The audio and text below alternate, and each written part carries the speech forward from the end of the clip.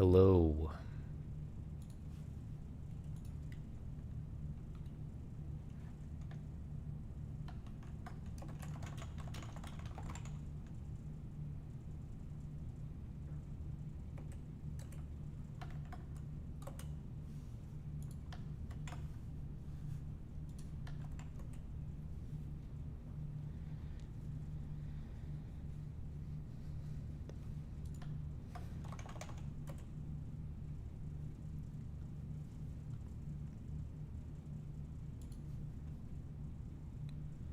Let me steal this link from here and tweet about this.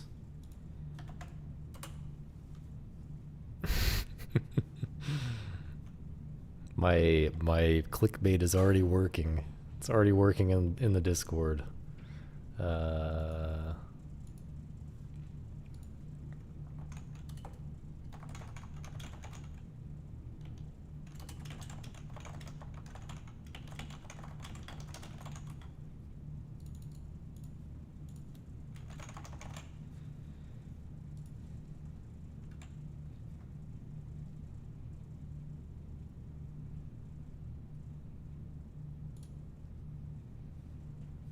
Okay. Okay. What is up? What is up? Gamer mode activate for sure, man. For sure. How's it going, Misa? How's it going, Mad Jacker? How's it going, Simon? Streaming once a week is pretty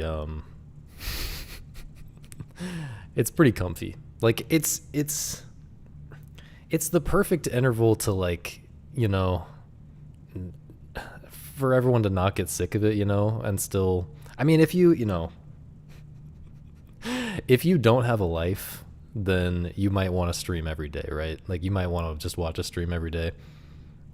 Or I guess if you're like, you know, if it's just background noise and, you know, you're working while you listen, then you might want to stream every day.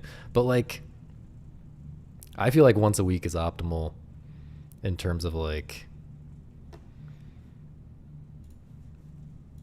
you can actually like pay attention and engage with the stream that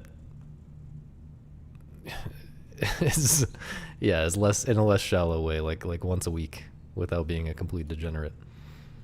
Not that we're not complete degenerates here. Not that not that I'm hating on complete degeneracy or anything like that.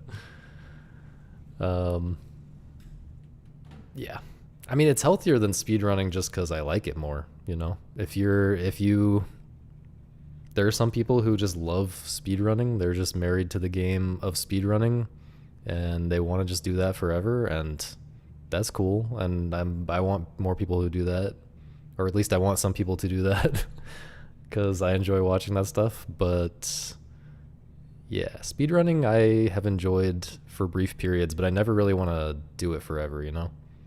Whereas this, I could do this forever, easily.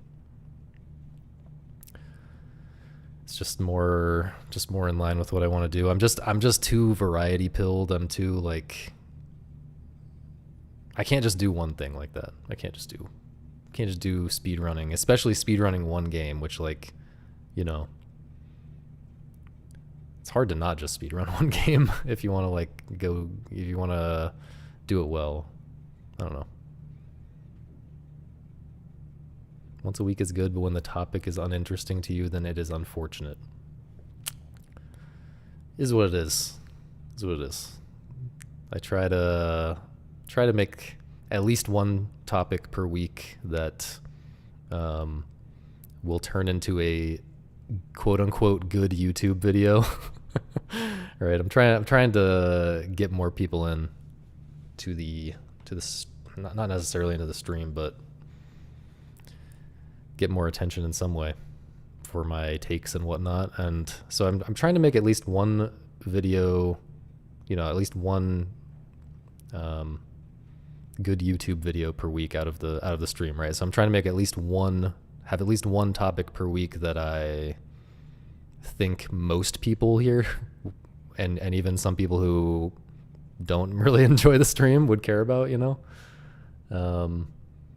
And so yeah, if that topic, whatever I choose every week or in a particular week, still doesn't work for you, then it is what it is. But trying to talk about a variety of whatever is interesting to me in the week. Oh, healthier in terms of spending less time behind a screen, practicing off stream, etc. Yeah, I mean, I definitely spent. Well, there's something weird about like looking at a CRT in particular. Like, people say that you don't have to. Okay, people don't just say this. It is true that you don't technically have to. You don't technically have to use a CRT for speedrunning, but I don't believe that. You'll have a hard time convincing me that there's not some advantage to it, and people I think are wrong about this. Is a topic that I should like research a little more thoroughly and maybe talk about in more depth sometime, or like talk about with more confidence, because I don't exactly remember what I learned when I was looking into this way back when. But there's something about so people, the reason that people think that you need, when people usually say like, oh, you need to use a CRT for competitive gaming, like the reason that people usually give for that is the input lag, right? It's like lower latency. And that's technically true. It's like, some insane tiny fraction of a frame faster. It's like always going to be faster than modern screens. I don't think that matters like at all. I don't think that matters in a noticeable way, but I do feel like it matters that just the way that it, CRTs, they're like scanning from the top of the screen to the bottom, right? They're like every frame, they're like, drawing the whole frame from top to bottom. And like, there's something about how, like if you take a picture of a CRT, right, you can like see how it's like scanning and see like which pixels are fresher and which ones are a little bit more stale, like they were drawn like some tiny fraction of a second before the fresher ones. And you can see very clearly when you look at a picture like that, the way that the newest pixels are brighter, right? And I think that this is maybe a little bit of a schizo theory, but I feel like there at least might be something about the human brain where that makes it easier to like ignore the dead frame or something. I don't know how to explain this. There's something about that I feel like is true, but I would have to to make a true argument for it. I would have to read about it, research it again, and figure out what I was thinking before. But yeah, I think I feel like that could be a thing. But yeah, people like Shift. Shift is like. Oh, by the way, I saw a video, like a best speedrunners of all time opinion video recently, and that made me really mad. Maybe I should have included that to react to on stream, or maybe I should have just waited to watch it on stream and react to it. But I don't know. I don't necessarily want to draw too much attention to those kind of things. It's just, that's just one of those things that you can't have a real opinion about, right? You just can't know who the best speedrunners are. Like, it's comparing different games. Here's here's the thing about comparing different speedrunners of different games. You can't even compare different categories of the same game. Right? They're so different. The skills involved are so different, and you just can't know how optimized they are. Like, without someone spending the same amount of effort in all of these different games, like the same person spending the same amount of effort in all these different games to like figure out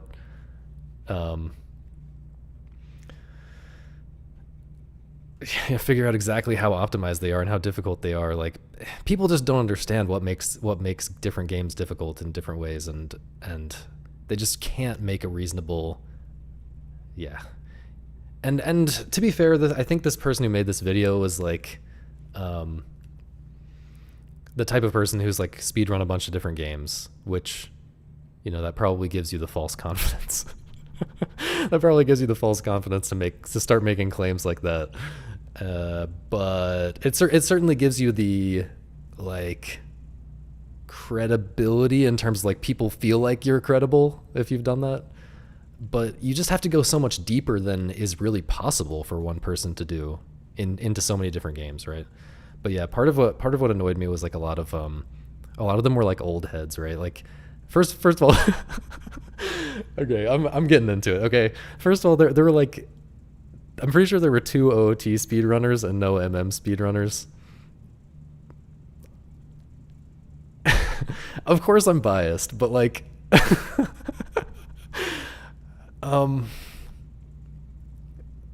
yeah, I don't know. but second, okay, so there's that. But second of all, there's 2 OOT speedrunners and they're both like super old heads. They're both like people from like 2012 or whatever. And yeah, there was an implication in the argument, you know, he's like defending why he chose these people. And there was an implication in the argument that you know, it was so much more competitive back then, but like in my experience, like every speedrun gets more competitive over time, not less. And certainly like the strats that become normalized become a lot more difficult a lot more difficult stuff becomes normalized over time, and everyone is forced to adopt more difficult strats over time. But yeah, I feel like it's so much more impressive. I'm just gonna be real. Like I'm just gonna be real and say that I feel like it's so much more impressive for me to show up and like level up the game like kind of multiple times. Like I don't know. Other people obviously had a hand in it, but like if you look at what Majora's Mask speedrunning looked like before I adopted like a whole new set of more difficult strats. Am I my goat? I'm not my goat. I'll get to that. Because that's another problem with the video is well, we'll get to that. But like I feel like that's so much more difficult than like showing up back in the day when it was like not optimized at all. No one like knew most of the harder strats. And no one was doing it. People considered things TAS only back then that became completely normal for like all the top 10 runners or whatever to do in like 2020 or whatever. So yeah, it's just people just don't understand these things, and you just can't know. It's just different in every community, and you just can't know things about this without deep experience. That's not really possible for one person to have. But if you've played a lot of games at the highest level, like I feel like I am more qualified, even though I've only speedrun one game seriously. I do feel like I'm more qualified to talk about this and make guesses at least about who the best speedrunners are than this person who like has dabbled in a lot of different speedruns, because I've gone deep on a speedrun, but I've also gone really deep. I've been at the top level of like several different, you know, similarly competitive games that aren't speedruns, but like you come to realize things about different types of difficulty and how they can sort of compare even though they're different, and you know how much time it takes to get good at certain types of things, and like how competition works. Like it's just, yeah, you learn things like that. And so I do feel like I'm a little more qualified to at least guess about these kind of things. But my goat. But so what I was saying, like I think it's more impressive for me to come along and like level up the game after a bunch of people have already been competing in it for a long time, rather than these people who came earlier and like, you know, kind of competed when it was not quite as hardcore. Like I think that's true, but even more ridiculous than that is that Shift was not on the list, right? I think Shift got a shout out of some kind, but like Shift was not one of the people on the list. And like if you don't know Shift speedruns SpongeBob Battle for Bikini Bottom, which is like such a hardcore speed game in terms of just like every trick is like frame perfect at 60 FPS, and there's like just so many of those things, and like so many different, you know, some games have like a lot of frame perfect inputs, but it's all like kind of similar visual cues, the same visual cue exactly, or like similar visual cues every time. Like when you're this far away from the spikes in Dust Force, you're going to press the jump button to do a spike jump or whatever. Like that, the skill kind of transfers, the effort kind of, you spend the effort to get good at that once, like spike jumping, and it kind of, at least to some degree, transfers between every like situation where you're going to use it. There's like a lot of different visual cues for these frame perfect tricks in Battle for Bikini Bottom. There's like a lot of different tech. There's like really, really precise setups that you just have to eyeball. There's just a lot of weird judgment call things like that. And back to what I was saying about the earlier era versus the newer era, like you can debate which one or you can at least make an argument that the older era is more hardcore, right? But Shift has been around for longer than any speedrunner. He's been the very top of SpongeBob Battle for Bikini Bottom by a mile for like 10 years.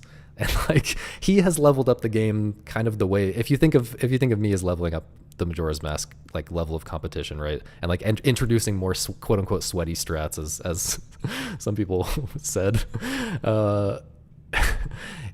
Shift has done that like by himself, like not by himself. Like obviously some people have contributed to the strats, but like he's been the one pushing it. He's been the one who has like gotten good at it. Hello, Kyle. I may or may not have been thinking about you, but no disrespect, man. I understand the perspective. But anyway, you know, Shift has quote unquote by himself like leveled up that game so many times over the past 10 years, and he just keeps pushing it. The guy is crazy. I mean, he has like done serious damage to the health of his hands playing that game for 10 hours every day. For like the number of hours he's put in the game is completely insane. Like, and he just dominates it. He dominates the game, and tons of people have played it. Like how do you not include how do you not include him in that list? It's just bananas. It's just bananas. Anyway, I think that's my whole rant about that. I didn't plan to rant about that, but I did see that this week. What was I even saying before I started ranting about that video?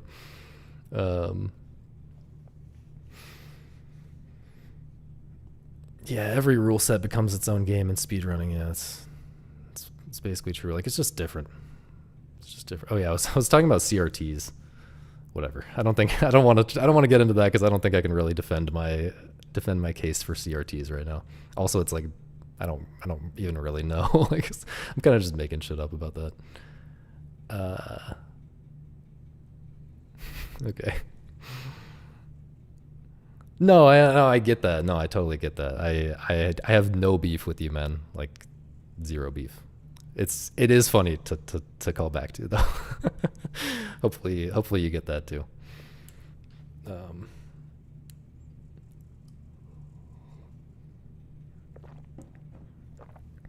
But yeah. Anyway, some other stuff that's a little bit less about me getting mad. How's it going, Jess? A little bit less about me getting mad that happened this week. Lucas Pope, I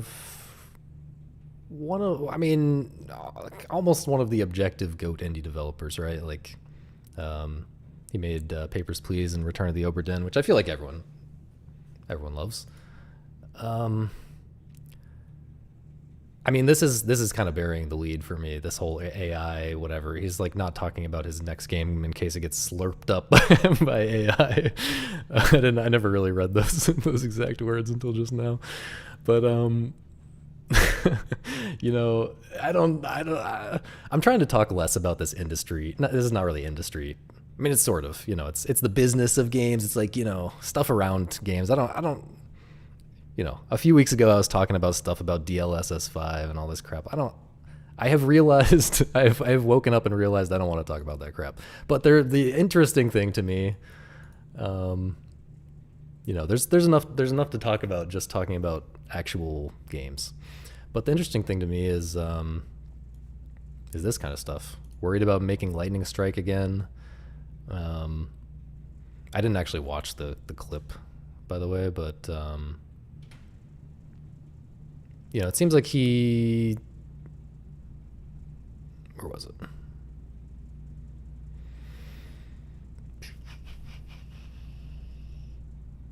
Yeah, more wary of releasing a major new game now because he enjoyed such critical success with Papers, Please and Return of the Obra Dinn that he doesn't want to let players down.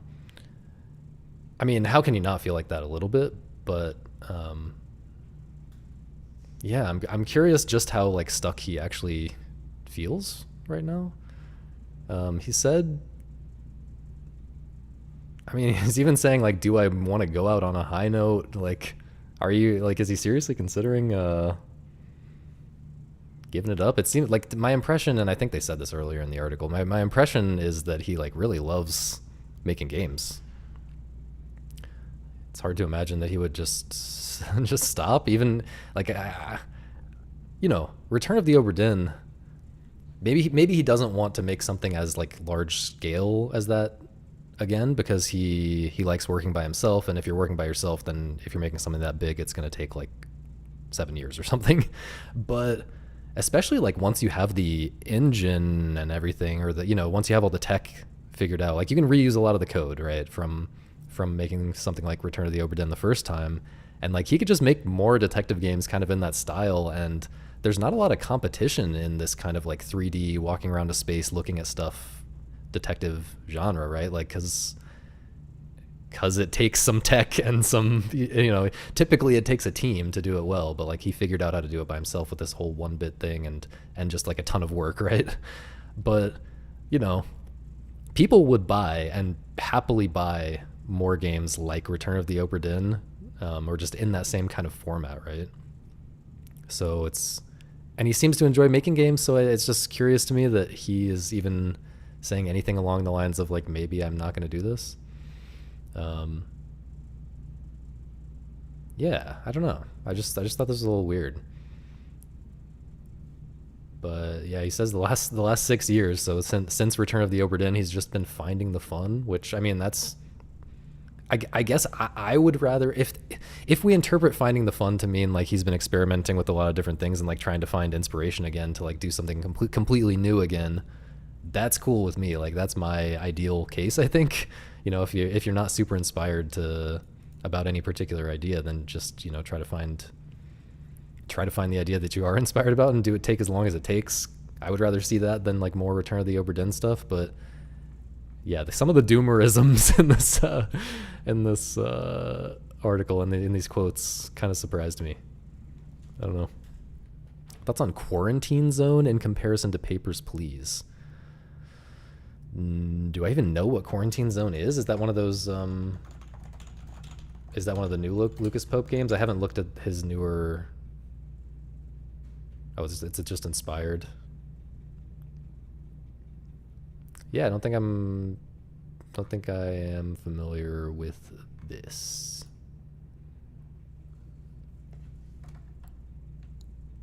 Let's see. Man, this is totally in a category that I am really like just unaware about. Like I really need to like I think both of these games are on my Steam wish list, but I just haven't gotten around to trying them. But this kind of like survival-y, like this is something that a lot of people play. It's like very popular on Steam, and I just don't know like anything about this genre. But yeah, I don't know about this. Should I play it? Is it good?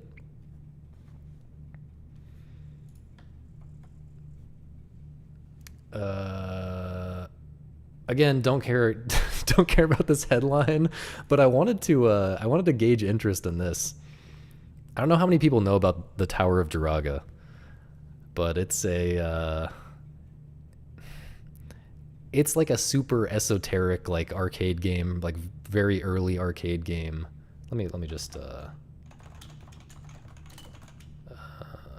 1cc maybe. Oh, here's Sylvie. Okay, shout out Sylvie. Yeah, it was the game that inspired Zelda. Regardless of what Miyamoto says about I was just walking around in the forest and whatever.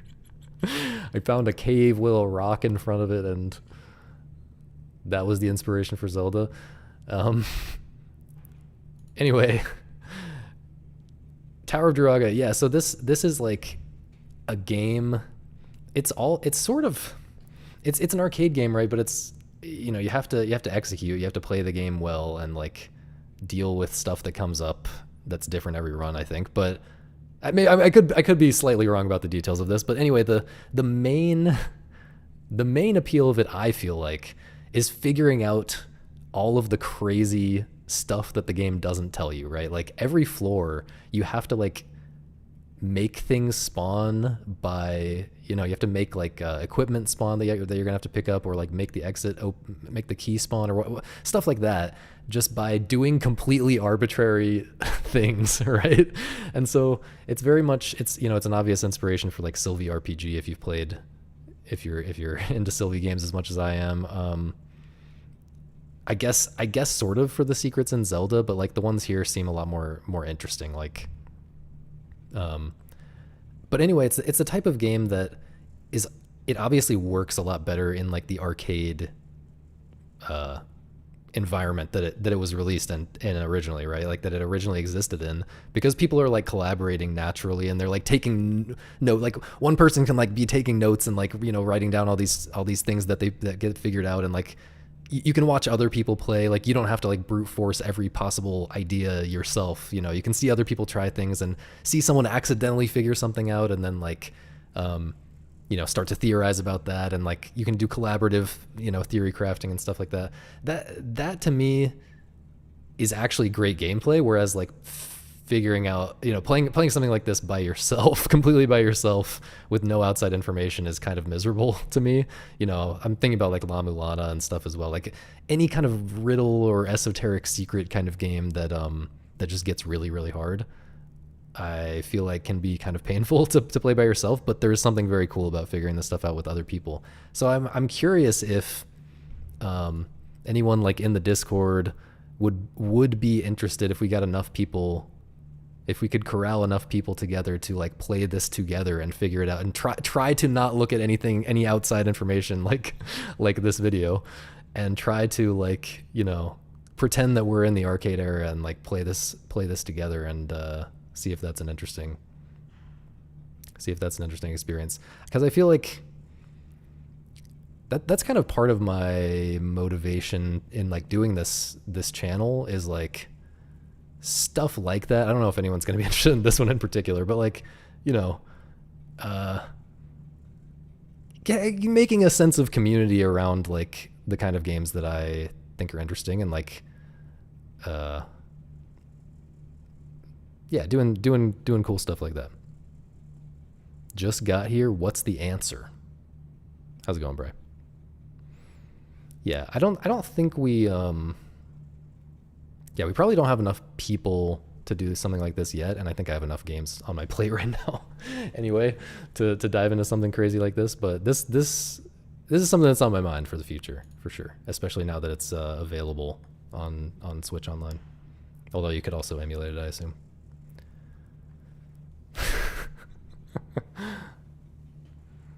This game looking too bland. I mean, that's the thing, like it's all about, it's what I was talking about with like a lot of what I've been talking about recently on this stream is about how like sometimes the most interesting gameplay is not about what's on the screen, right? It's not what's on the screen. It's about like good gameplay in general is about what's happening in your head, right? Or it's about how the game makes you think or play, right? It's and I was talking about this even with like Resident Evil 9. Like you can enjoy that game so much more when you are kind of directly engaging with what your expectations are, like what the game is making you expect, and when you try to like anticipate the surprises the game's going to throw at you and stuff like that. All of that stuff is like, I mean, I guess what's on the screen is priming you to get into that kind of mindset, right? It's priming your expectations, but the gameplay is about your expectations. It's about what you're thinking about, right?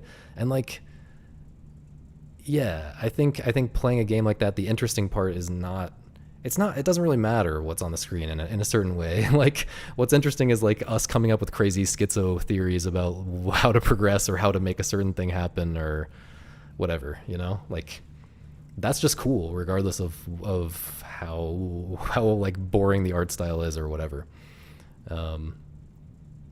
But anyway, um,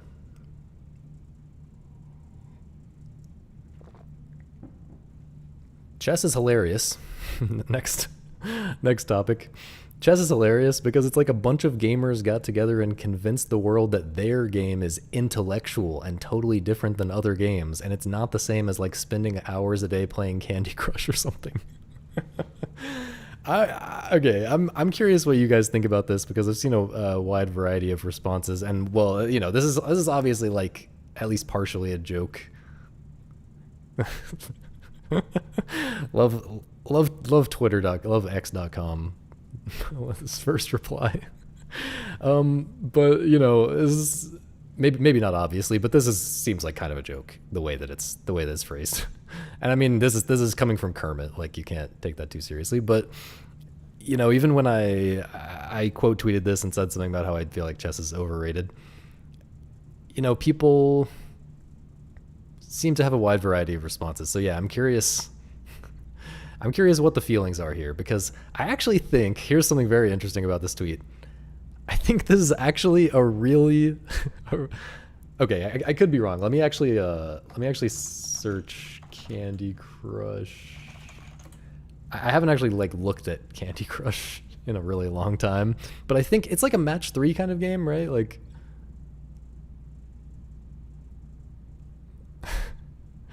so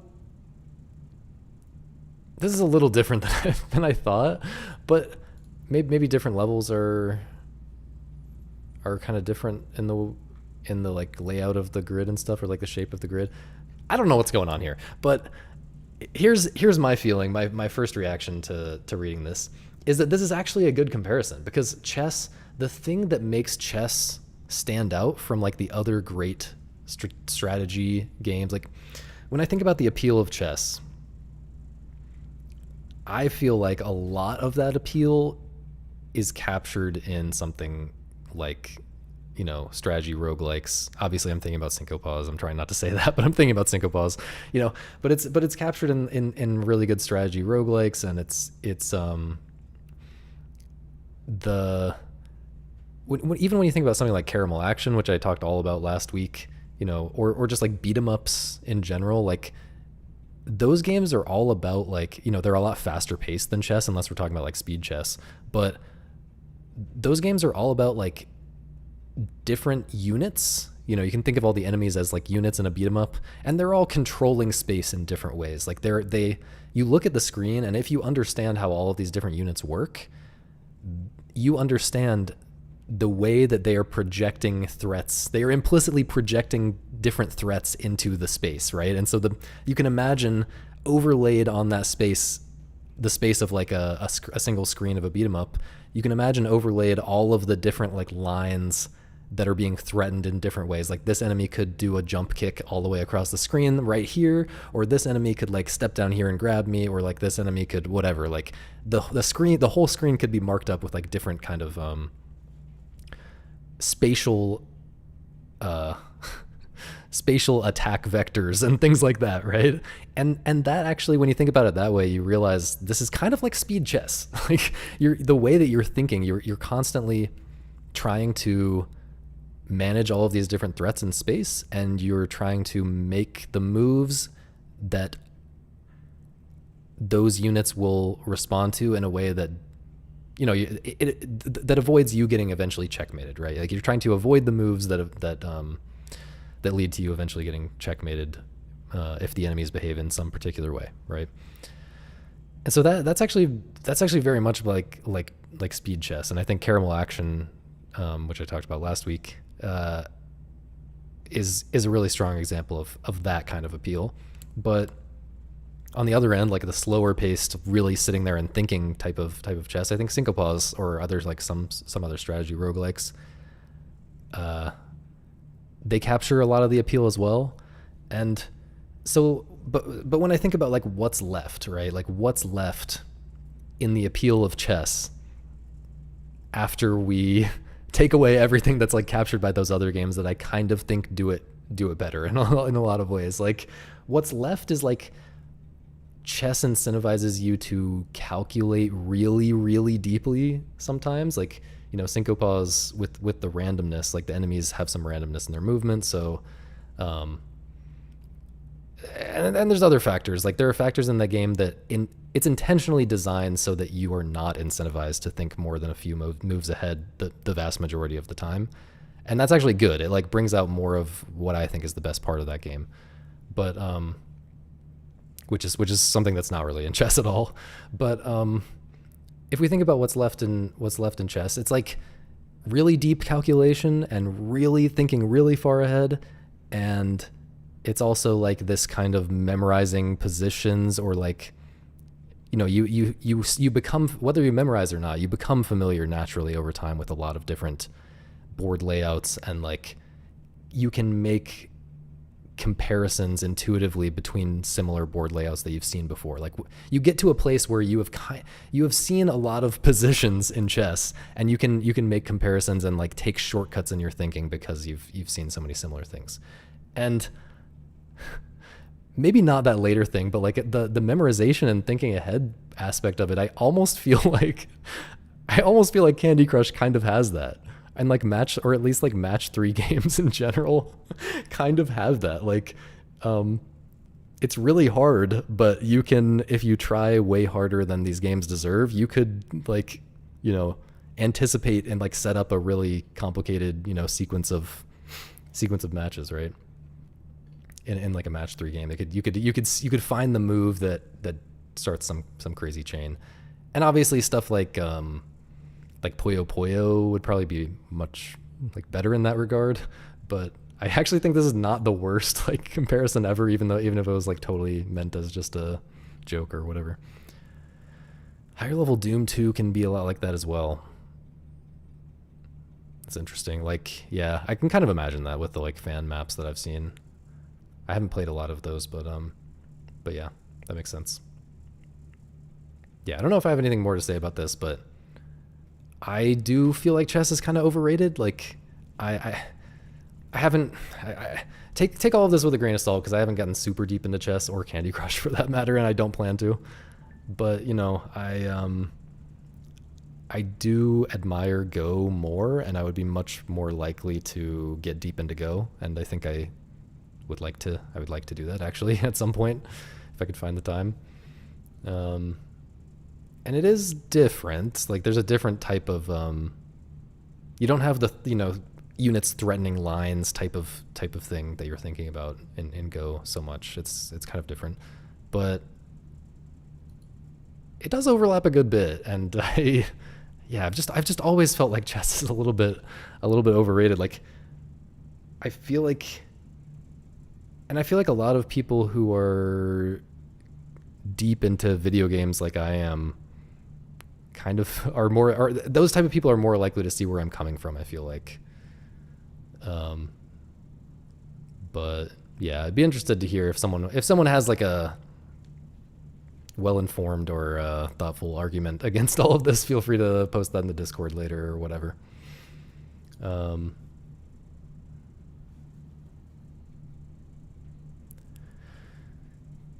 Chess treated like not a game culturally, but its own thing. It's of course overrated. Yeah, I mean, so there's a major there's a major thing in general, a very high level pattern that you can notice in the world, right? Where when something gets very popular with outsiders, right? Like they're going to overrate the thing because they just don't have the experience to see where it fits in with everything else, right? Or they just have a different perspective. Like maybe it is the best thing for an outsider. Like if you're only going to play one game in your life, maybe chess is a great pick, but somehow it's not at all a great pick if you are deep into like playing a lot of different games like I and maybe a lot of us are. Here's the argument for chess. Playing chess is worthwhile simply by virtue of its cultural position and the amount of person hours put into it throughout history. I can kind of see the argument for that, but at the same time, like, what is culture in 2026? But okay, let me just ignore that and assume you by that you're mostly just talking about the amount of hours put into it and like what you're saying in this other comment that you just posted. Like when you say by virtue of its cultural position, that makes me think you're making a slightly different argument, but yeah, maybe you're not making that argument at all actually. Um Yeah, that is interesting. Study the development of our species understanding over time to the same extent. But I think you can appreciate that aspect of it without really getting into the game. Like I'm kind of talking about like really getting into the game, right? And trying to get good at it to some degree and seeing letting it take over your brain and uh all that kind of thing. And I feel like that's not really necessary to appreciate it in that way you're talking about. Yeah. Also, there are other things that you can. Yeah, I mean, I guess it's different with a game, especially such a simple game. It somehow clarifies something about how we advance in something over time. Whereas, if you try to study like the history of um, storytelling or the history of like science, that's a little bit more complicated and multidimensional in a lot of ways, and it doesn't kind of give you studying that doesn't kind of give you the same clear understanding of a particular aspect of whatever.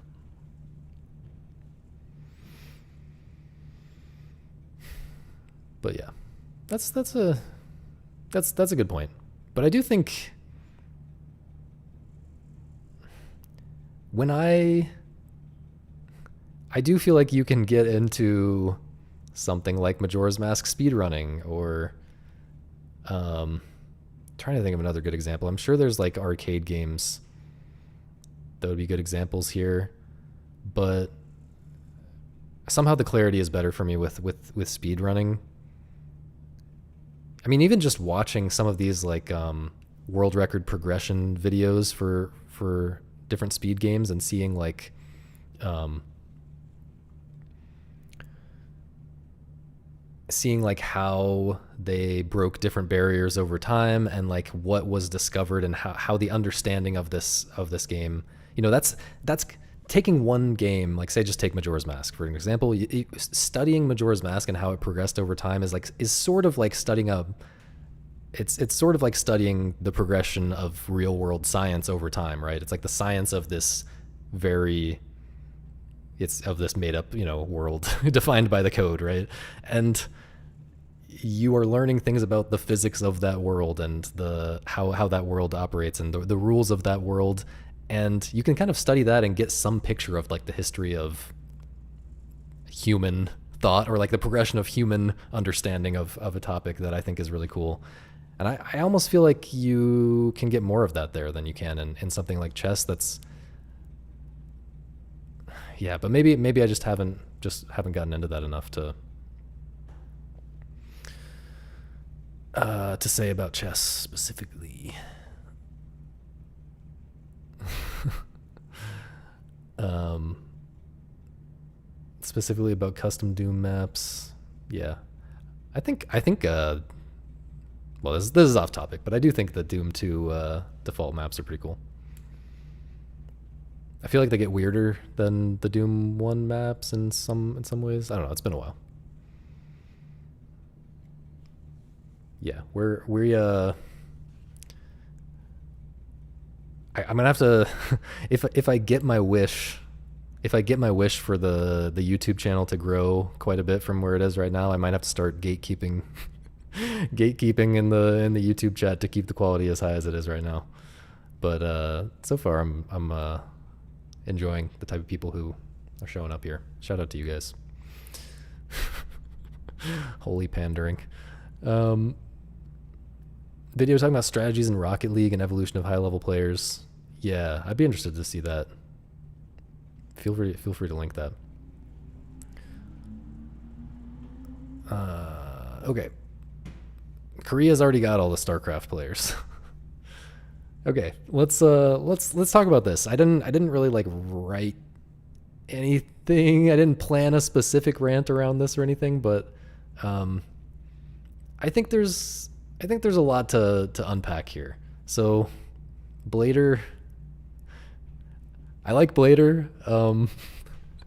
I recommend following Blader if you're on Twitter and you want some hot takes that get interesting discussions started, you know. So I don't recommend following Blader if you're gonna get upset when he says something that's not really quite right, or sometimes he's playing it a little fast and loose, and he's got some very strong opinions that I don't agree with, but I still love the guy, and this is a good example. So here's this list. He's talking about this list of the 10 best video games of all time, according to gamers, by the way. This is not like critics. Holy notifications, man. Let me just mute this.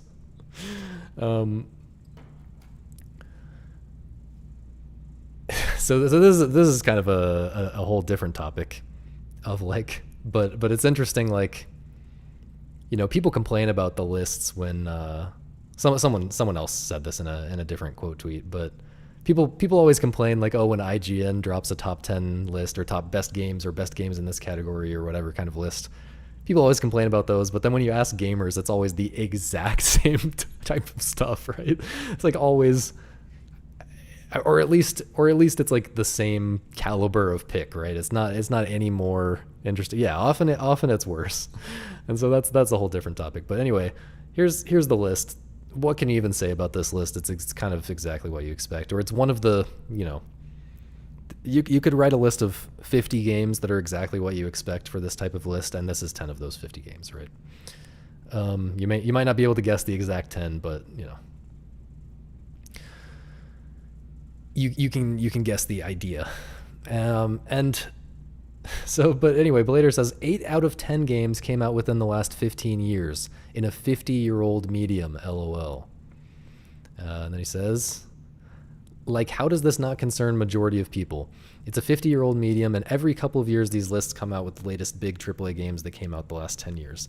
Just contrast that with the top list of other mediums. Gamers are not real beings. Okay, we didn't really have to include that, man. But anyway, you can see my reply. If you've been around the stream for a while, you know that my favorite games are from the past 15 years. And in fact, I just talked recently, and I want to talk about this a little bit more, why exactly I think this is the case, because it's actually interesting. But my personal favorites are like all from 2016 to 2020, which is, it was surprising to me when I realized that, even though I knew that was kind of a special era for like experimental games and new things being done in game design and stuff like that. It was very surprising to me when I realized that like all of my top 10 basically are from that era. But that's a different topic, where that's a kind of a different type of thing. What I wanted to talk about is just this idea that, so obviously I agree that these are not this is not the correct list. Okay, this is not a serious list in a certain way. This is like a kind of a casual gamer kind of list, or like, it's at least not like what you would think of as a real critics list. You know, if you ask someone what are the 10 best films of all time, you would hope for something a little bit more, something that speaks to deeper appreciation or like more experience in the medium, right? Having watched more movies than what this says about the gamers, right? Donnie Darko, yeah, shout out Donnie Darko, I guess. So yeah, if we're thinking about it in that kind of way, would we?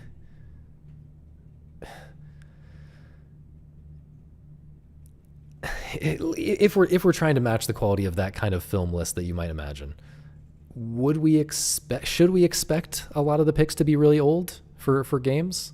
Should we expect more than a couple of them to be from the first 35 years of the medium versus the last 15 years? Yeah, I think a lot of people, Oh, the oldest is from 2011. I thought you were going to say the newest was from 2011. I think a lot of people have the exact opposite take of me, right? That the like, and I think that's where Blader's coming from, right? Like his favorites are all arcade games. And he's, you know, understandably upset that like people just don't know about those games. And so yeah, obviously different people are coming at this from different angles, which makes it complicated to talk about. Yeah, there is a nostalgia angle with a lot of the people who think that old games are always good and new games are always bad, which is a surprising number of people. But let's just think about this. Like, first of all, there's something different about all of the things being relatively new in a 50-year-old medium versus all of the things being relatively new in like again, let's just talk about film. Like film is like almost 150 years old or something. Like I know movies were starting to come about or be developed or be made in the 1800s. I'm not sure exactly like when you would pinpoint that, and maybe it's like arguable, but I think film is kind of a good analogy in a lot of ways. Like, it's based in technology, right?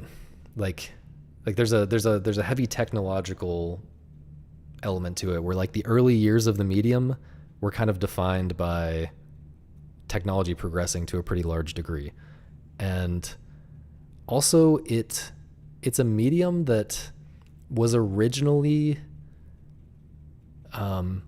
it wasn't as clear originally if you look at early films what the medium was going to turn into and what was special about that medium, because people were thinking naturally people were thinking about plays, right? They're thinking about theater because that is what they knew. And so, you know, stuff about like I feel like I'm not the leading expert on like the history of film or anything, but my impression is that the idea of cinematography even, or of like the camera, telling a story with the way that the camera moves and stuff like that, and you know, angles and all of anything related to the camera in that type of depth didn't really come along for quite a long time, like decades. And that's probably to a large degree just because like of expectations from coming out of a different medium like that. Like a lot of the people were thinking like the expectations were all based on plays, right? And so similarly with video games, first of all, you have the technological development aspect, like changing things in the early years of the medium to an even larger degree. And still now, like technology, if we think about like new game engines coming along and like even like the changes that happen within a single game engine that you might be using to make a game, right? Like within a 5-year period, a lot is changing within the tech stack that you might be using to make a game. I don't know. There's just crazy amounts of like technology change that's happening in games still, but especially in the early days, that played a large role in how the medium developed. And then like, you know, we had games before video games, right? Like we have sports and we have tabletop games and we have, you know, we have all kinds of real world, quote unquote, games. And that I feel like influenced how video games developed in the early era. You saw, yeah, I don't know. I don't know how well I can back that up, but I think it's true. And anyway, my point is, I think that games actually have developed quite a bit since, like, there are reasons why you can prefer arcade games to modern games or whatever, but I do think that game design is still moving forward quite a bit. And yeah, games is an incredibly old medium, but obviously there are things you can do with video games specifically that are different. And that stuff had to get figured out. And Yeah, I think if you really understand game design, like game design to me started to really come into its own. Like I guess I shouldn't say come into its own, but like in a certain way, like nothing went that deep on like action games until like the shmups that we got in like the 90s and 2000s. Like you could think of like Cave and Psycho and stuff like going deep on that kind of format of like a shoot 'em up arcade game in a way that like is still really uncommon for any developer to go in any genre, right? And similarly, like puzzle games in the last, I guess, since Braid, so like 2008, so like within the last 20 years, but especially the past 10 years or so, like I guess 15 years or so, like a lot of development has happened in that genre, and like that space has been filled out, and like we can see what is possible within that space, and we have examples to pull from, and we can talk about subtly different types of puzzle games and subtly different types of puzzle design and things like that in a way that we just couldn't 15 years ago. And I think a similar thing would have been true. Well, the reason I brought up the shmups example is I think a similar thing would have been true like before and after like that main Cave era, right? And if you just think about every other genre, like that depth of like experimentation and people like really pushing new ideas in the genre and really trying something new and iterating and like trying different things, like that's what uncovers the possibility of the medium over time. And that just really hasn't happened a lot still with video games. It feels like there's still a lot of low-hanging fruit. And yeah. and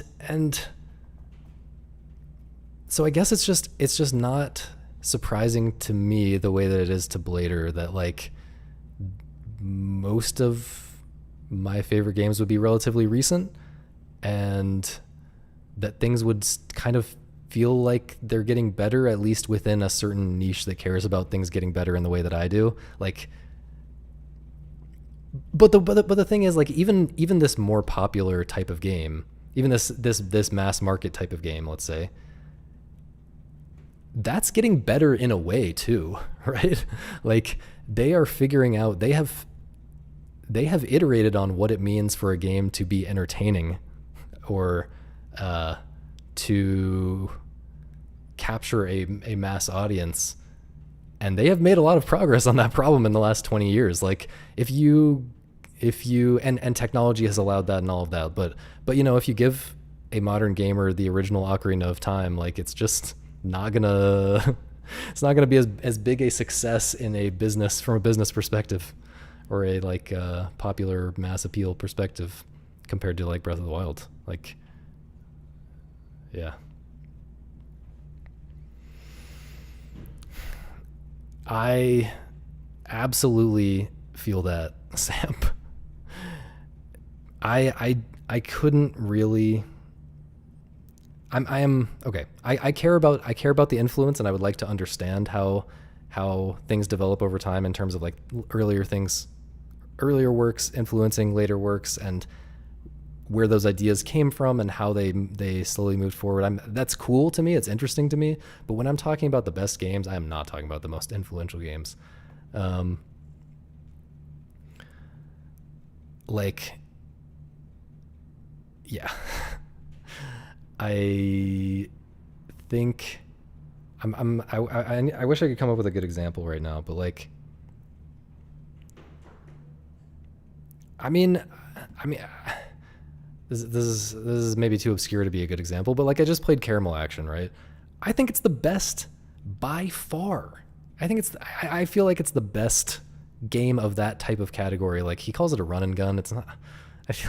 I'm curious if there's some tradition of calling things run and guns that aren't actually like side scrolling, like Metal Slug, Contra, Rolling Thunder, whatever. I'm curious if there's some tradition of these top down things being called run and guns that I'm just not aware of, or what, because I'm not as deep in the arcade canon as Bog Hog is. But anyway, Bog Hog calls it a run and gun, but it's this top down kind of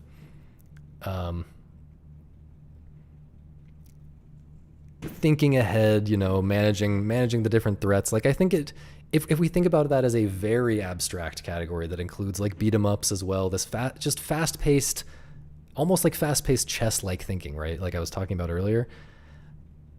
Think about Rolling Bird and all the things that inspired that, and think about like, yeah, honestly, the whole history of beat 'em ups, I think it kind of gets mogged. I think it kind of gets mogged by caramel action. Like it's just, it goes so much deeper with so much less cruft, so much less like distraction and wasted like downtime and stuff that's not the point, like the memorization-y stuff in Final Fight. Like I think Final Fight is amazingly good for its time and obviously amazingly influential. But if I'm comparing it, how good is the actual game right now? If I sit down and play Final Fight for the first time, sit down and play Caramel Action for the first time, I just think it's no contest. Caramel Action's the better game.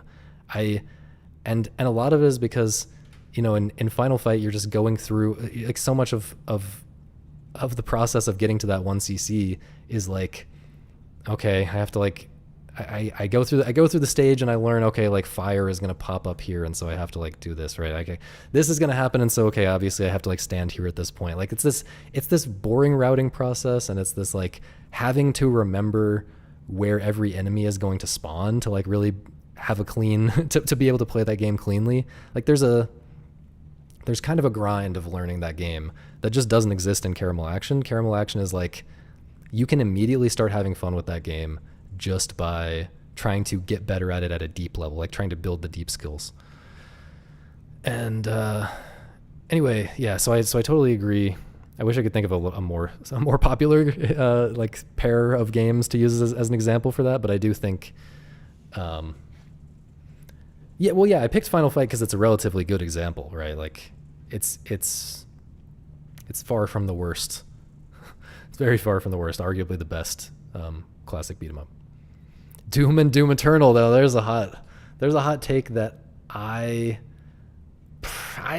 that's a tough one, just because like Doom Eternal is just such a different thing from Doom. Like I personally probably enjoy Doom Eternal more especially if we're talking about just the base game, like not talking about like user, fan maps and stuff, which I haven't dug into very much, so I can't really speak to that much.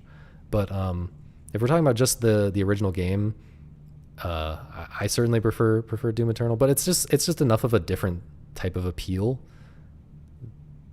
Like the appeal of Doom Eternal is so much about like you have so many different buttons. You have to use your whole keyboard. You have to be like StarCraft player micro levels of switching between different weapons and stuff to be good at that Doom Eternal, and just like ready to select the right thing for each situation and at all times, and it's just so there's so much more verticality to it. There's so much more moving around in a more complex way. I don't know. It's just way different. It's just a different vibe. But kind of true also. It's a Metal Gear 1987 like. Okay. I mean, no, but I see the case for it. It is at least top down, and there's dudes running around.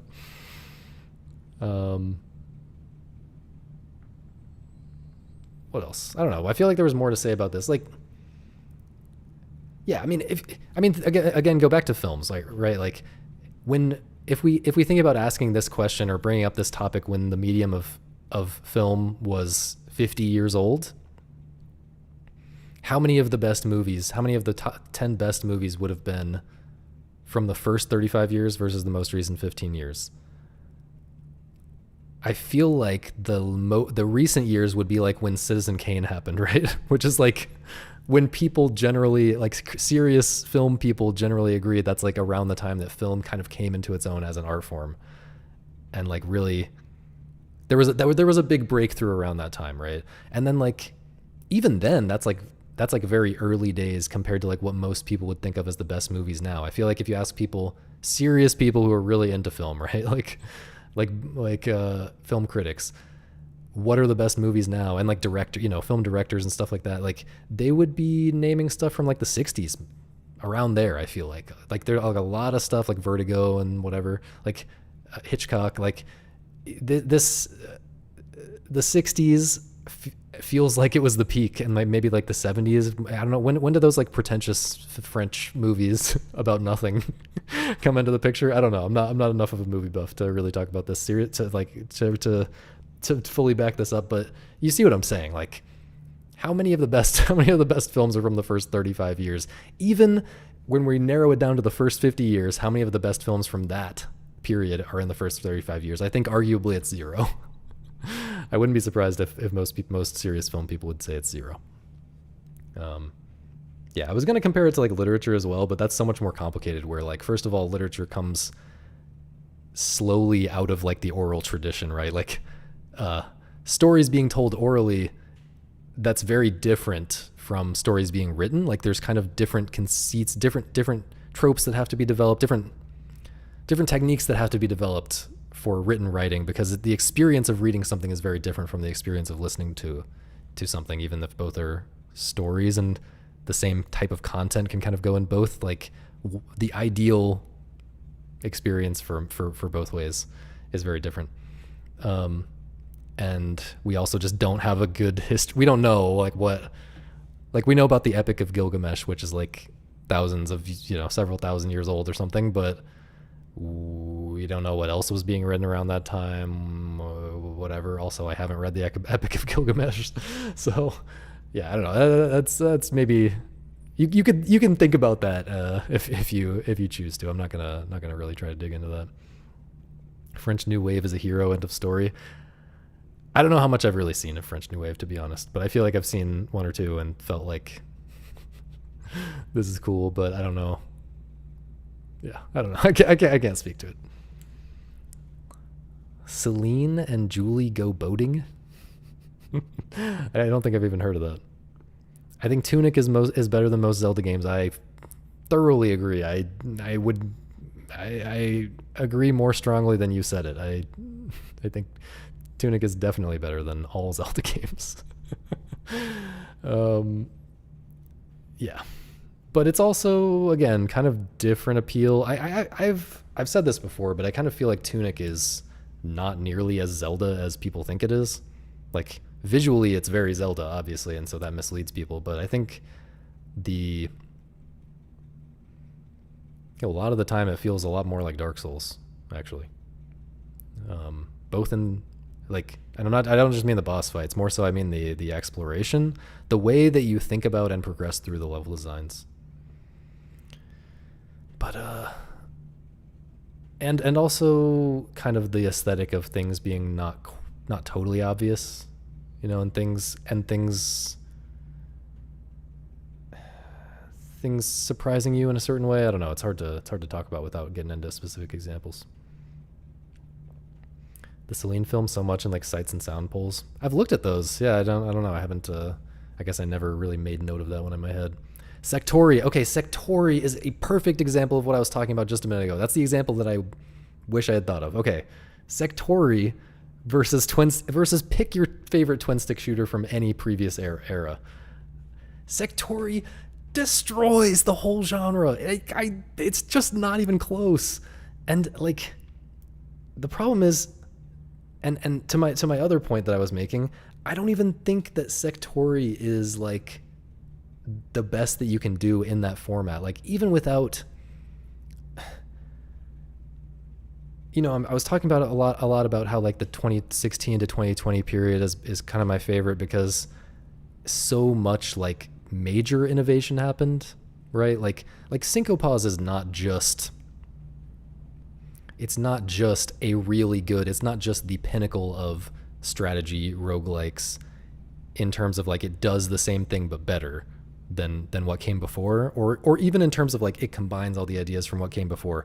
It's like majorly innovative. Like there are major twists at the core of that game that are completely different from any other strategy roguelike that have a massive impact on the entire game. It feels totally different from anything else, right? That level of experimentation, and I feel like a lot of my favorite games are kind of like that. You can think of The Witness being pretty different from most puzzle games at a very core level.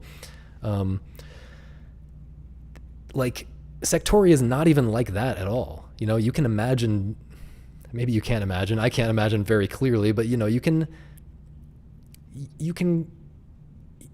I feel like it's safe to assume that there is a lot of potential for twin stick shooters to innovate in really creative directions and really experimental, weird directions, weird twists that you could put on the genre. Like, I think that is super possible in that genre, just based on what I've seen in other genres, like based on what I've seen in shmups, like how different are the different cave games from the different Psycho games from like Battle Garega and stuff, like, and then from like all the different indie shmups, like they have very different flavors. Even there, I feel like there's less, the experimentation is less fundamental somehow than I would like to see. But you know, look at puzzle games as well. Like, whatever. My point is, Sectori is not even in that territory, and even within the territory that it's in, which is kind of the regular, the more standard, like defined, not doing anything too crazy with the format, but it's a really good twin stick shooter. I feel like there's still potential for it to be better, honestly. Like, I think if the main thing for me, at least, and maybe other people disagree with this, and that's fine, but for me at least, Sectori, if it took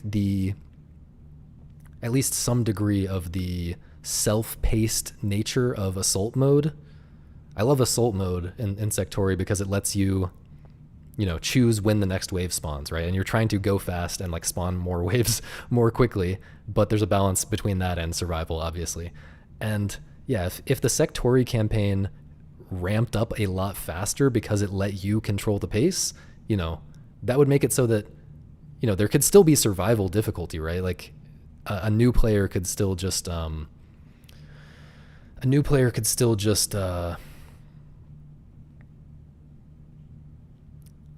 know, not choose to not engage with that thing, choose to not let themselves be tempted to spawn more stuff faster, just like try to survive with the slowest possible pace. But a really experienced player could play the same campaign mode, and it could be just as dense and challenging for them as it is for the new player, because they're constantly choosing to spawn additional stuff and getting rewarded for that with score, right? And maybe getting rewarded for it with like additional cool challenges, like maybe you get an extra stage with an extra boss and all kinds of, you know, a true last boss. You can do all kinds of stuff with that kind of format, where the same campaign branches into different directions when based on, you know, different skill level of players engaging with it. Anyway, this chat is for plebs. Never mind, it still appears on the screen. Not sure what you mean. Is that caravan? I'm not 100% sure what caravan means exactly. I feel like it, you know, people describe the hyperdemon thing as caravan, and it's just, I'm not sure if I've ever seen someone describe it very precisely, and I feel like it can be a bunch of kind of different things. But to me, I think that thinking of it as caravan kind of narrows it beyond what I'm really talking about. Like, what I'm talking about is more abstract. Like, for example, let me pull up.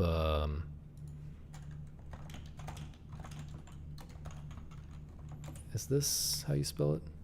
No. No, not this. Post void. Dawn, oh, please come up. Bro. So I think this is his name. Is that gonna make it come up? No. Anyway, post void. Let's just put on some regular post void gameplay. Like, this game is a good example, even though you know, when you're talking about caravan format, that's talking about like changing how, like when the enemies spawn, right? Like, where if you're doing better, the enemies spawn faster. And so when you're really good at the game, like enemies, the waves are spawning more and more quickly. It's about the speed of the waves, right? And that is one way to do what I'm talking about, which is what I'm talking about. The more fundamental thing that I'm talking about is any way of making it so that you could think of it as dynamic difficulty, right? Like the game is equally challenging for a top level player as it is for a player who's struggling to survive, right? And so somehow something about the game has to adapt, or at least the way that you play it has to adapt. And so you can do this in the scoring system, right? Like without changing the waves, like post void, it always spawns the same number of enemies and everything, but the way that you play, because of the scoring system, if you get into scoring this game, the way that you play changes dramatically, where instead of like, there's always time pressure in this game because your health is constantly draining, but because you get health back from kills, you kind of want to take it slower. You kind of want to walk slowly around each corner and try not to take hits and try to get all the kills to restore your health as you're going through. And you want to just mostly be walking around like this guy is, right? Like this is pretty typical post void survival play. Like this is what it looks like. But if you're playing for score, there's all this tech that you can do to like slide fast, to slide past like almost every enemy. And so you can decide like when it makes sense to skip enemies, and a lot of the time it will make sense to like skip enemies, and which you're constantly thinking about all these things about which type of slide you need to be doing and how to angle it, and how to, you turn a corner and see like 3 enemies on top of you that are instantly threatening to you, and you have to immediately decide what is the best way that's going to get me through this while minimizing damage as much as possible, and also making, letting me keep going as quickly as possible without having to slow down. And that becomes a very complicated problem, and it tests your skill and your understanding of the game to a much deeper level without actually doing a caravan type of thing, like spawning additional enemies. It's just the scoring system incentivizes you to play differently at a higher level. And like Syncopause is the goat of this. I've talked about this. I always have to shout out Syncopause when I talk about this. I try to I try to come up with examples of things that aren't Syncopause so that people will understand what I'm talking about. But Syncopause is the goat of this just because you can do things in that game to spawn additional treasures, and treasure is what you need for score. You're picking up more treasures, and especially you want to pick up more chests instead of other types of items, treasure. And maximizing the number of chests at the expense of everything else, and then maximizing the number of items that you get in general, prioritizing that stuff over just making it as easy as possible, or over just like completely safe survival play, makes it completely transforms the game without any like additional enemies spawning. Well, in Syncopause is a little complicated because you can actually make additional enemies spawn with your actions. But yeah, the actual, like, you wouldn't say that additional waves of enemies spawn like in a caravan game or whatever. It's just the game changes because of how you play it when you're trying to score it. And a lot of shmups have this kind of characteristic without being caravan games as well. Hopefully that makes sense. Yeah, and that's part of the problem too with caravan games. That they're in my experience, the ones that I can think of, there tends to be a cap, and that's really a problem. And like Hyperdemon, for me at least, like I dropped off of Hyperdemon when I got to the point where I could just stay ahead of the spawns for the first like 2 minutes of the first like minute or something of the run. Like a lot of the appeal is lost for me when I am just kind of executing the same sequence over and over again. And like, the things spawn in slightly different spots, but like I don't actually have to I like barely have to deal with the enemies, right? I tried Mullet Magic briefly. I did not think it had the magic of Post Void. I don't think its scoring system was nearly as good at incentivizing this kind of stuff. It didn't seem to have like the crazy tech that enables. I mean, to me, that what enables Post Void to be so good as a scoring game is it's both the scoring system. It's the scoring system paired with the fact that you can move so fast, the fact that you can go so fast if you know the tech. And yeah, Mullet Magic didn't really seem to have either of those aspects. I didn't play it for that long, but I didn't get the impression that it would be this super deep well like Post Void is for me, where I've played it for like 70 hours or 60 hours or something. And I still have a lot of room to get better, and I still enjoy it a lot. Like, dude, I want to play this game right now. I'm watching this footage and I just want to play this game right now. Honestly, I've played it for so many hours. Anyway, did we talk about everything about this? Maybe we did. So none of this was my main rant that I prepared for today. Let's see. Although it's definitely kind of related. The progression of the medium thing is definitely related to what I'm about to talk about. Let's see. Okay. So, what makes a game great? And hopefully it goes without saying, but when I'm talking about making a game great, I am not talking about the most popular games. I'm not talking about the games with the highest Metacritic scores. I'm talking about really special games, right? Like, I'm talking about games that feel irreplaceable. Like, the type of game that lives in your head forever after you play it.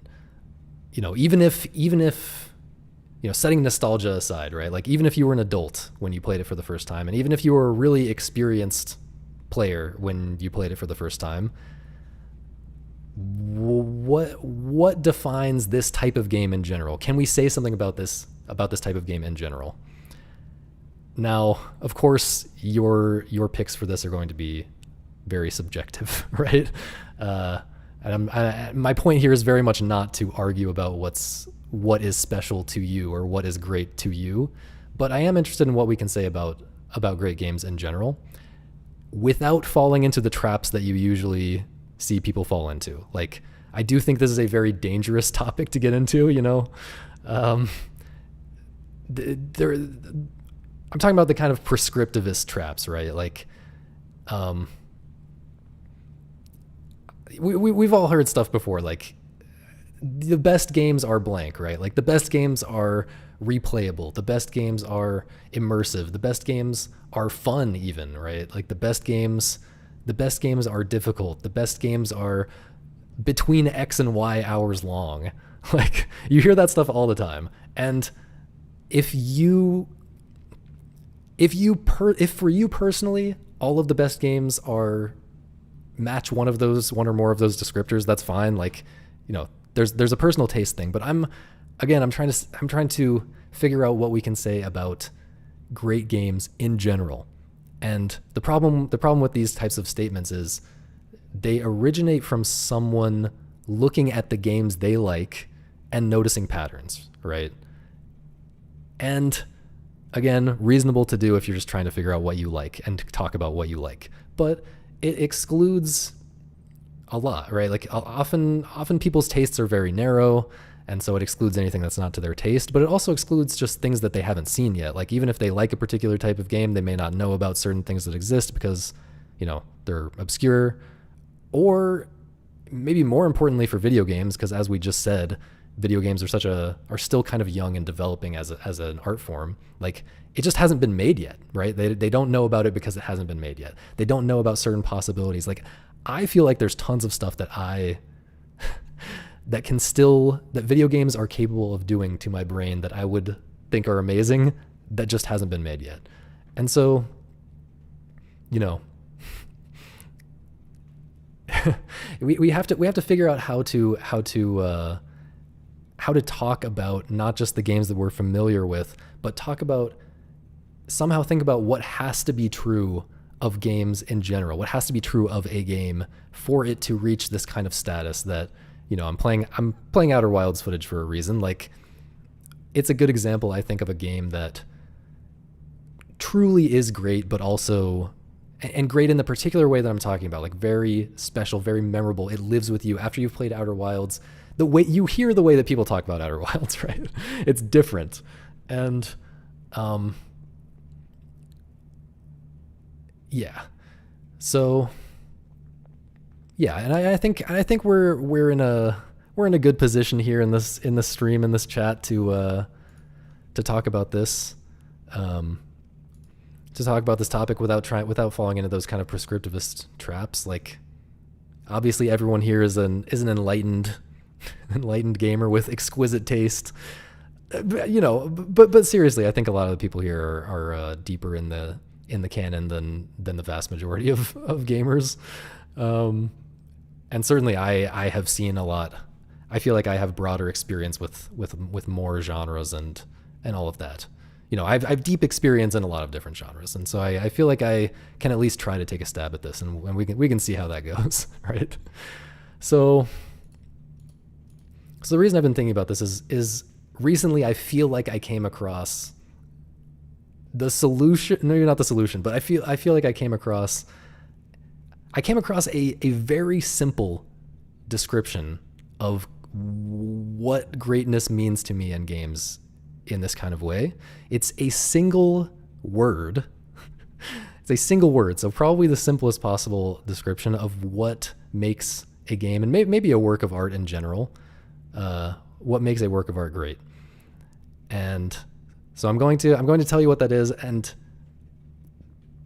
give me a minute to unpack it, okay? Because I'm gonna have to back up and give a lot of examples. But the word is strangeness, okay? Strangeness, but it's a very particular type of strangeness. So let me show you where this comes from. This is where I found the idea. This is from Harold Bloom, who I think he died. I think he died a few years ago or something. But he was a great literary critic, and I maybe I shouldn't use the same word that I'm using here of the word great. But he was a very well known and very serious literary critic. I know he was a controversial figure in some ways, so I'm not trying to say anything about that. The main thing the main thing I can say about his opinions about literature is that I can't say anything about them at all, because I just haven't read enough, right? Like he's too deep into books to know about video games, and I'm too deep into video games to know about books at that kind of level. Like we're just not on the same level. We can't really I can't have a serious conversation about his opinions about books. But this immediately struck me as super true about games. So let me just read this paragraph. Well, first let me say that the context is that he is trying to kind of answer the same question of what makes a book great, or what makes a writer great, because he was putting together his Western canon, right, which is like it's just the list of the greatest, most essential works in the history of like Western literature. And I'm very interested in trying to do that for video games as well, by the way. In the future, I feel like there's a long way to go before I can do as good a job of that as I would hope, even if I feel like I would already do a much better job than a lot of the people out here talking about what the greatest games of all time are. But anyway, yeah, so he's doing that. He's trying to answer the same question for similar reasons. So let me just read this. With most of these 26 writers, I've tried to confront greatness directly, to ask what makes the author and the works canonical. The answer, more often than not, has turned out to be strangeness, a mode of originality that either cannot be assimilated, or that so assimilates us that we cease to see it as strange. Walter Pater defined romanticism as adding strangeness to beauty, but I think he characterized all canonical writing rather than the romantics as such. And I think that's super interesting that Harold Bloom stole this from this guy who was talking about romanticism, and he like expanded it to all literature, right? Like a particular category or a particular era of literature, right? Expanding that to all literature, and now I'm maybe trying to expand it to all art or something, or at least to games. Anyway, blah blah blah. When you read when you read a canonical work for the first time, you encounter a stranger, an uncanny startlement rather than a fulfillment of expectations. read freshly, all that The Divine Comedy, Paradise Lost, Faust Part 2, blah, blah, blah, have in common is their uncanniness, their ability to make you feel strange at home. I just, that just immediately strikes me as what makes a great game in this particular way, that you know, it stays in your head, it's memorable, it's in its own category in a kind of way where other games can't exactly compete with it, right? And yeah, I am curious what y'all think about this, but let me make my case and talk through the implications of this a little bit more.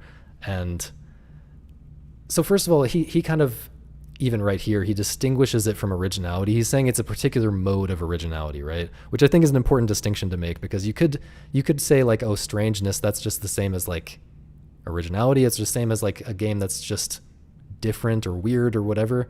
And I think it's very important to make a distinction here, where this is some kind of deep aesthetic strangeness that we're talking about. Like, sometimes you play a game and you get the sense, like, think about Cruelty Squad knockoffs.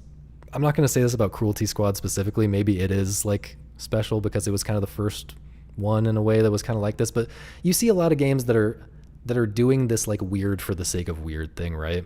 And they're just trying to do the weirdest possible thing at any given moment, or like the most quirky, like whatever. They have that aesthetic of weirdness, and so we can't consider that to be strangeness in this sense, right?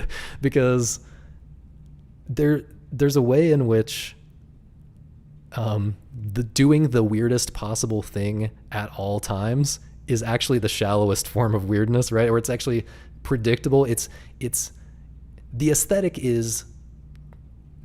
of that game becomes just doing the weirdest possible thing at all times. And that's actually a very simple and shallow thing that we've all seen before, right? It's not a deep strangeness that gets inside of us and makes us really feel it, you know?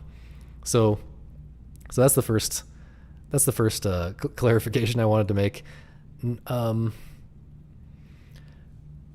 Here's a good example. Hopefully many of you have played this. By the way, I know a lot of people here have still not played Rain World and would like to, and so I just want to say that I'm going to do minimal spoilers for all of these games. There's a game that I will talk about later that I will not show at all because I'm so afraid of spoilers.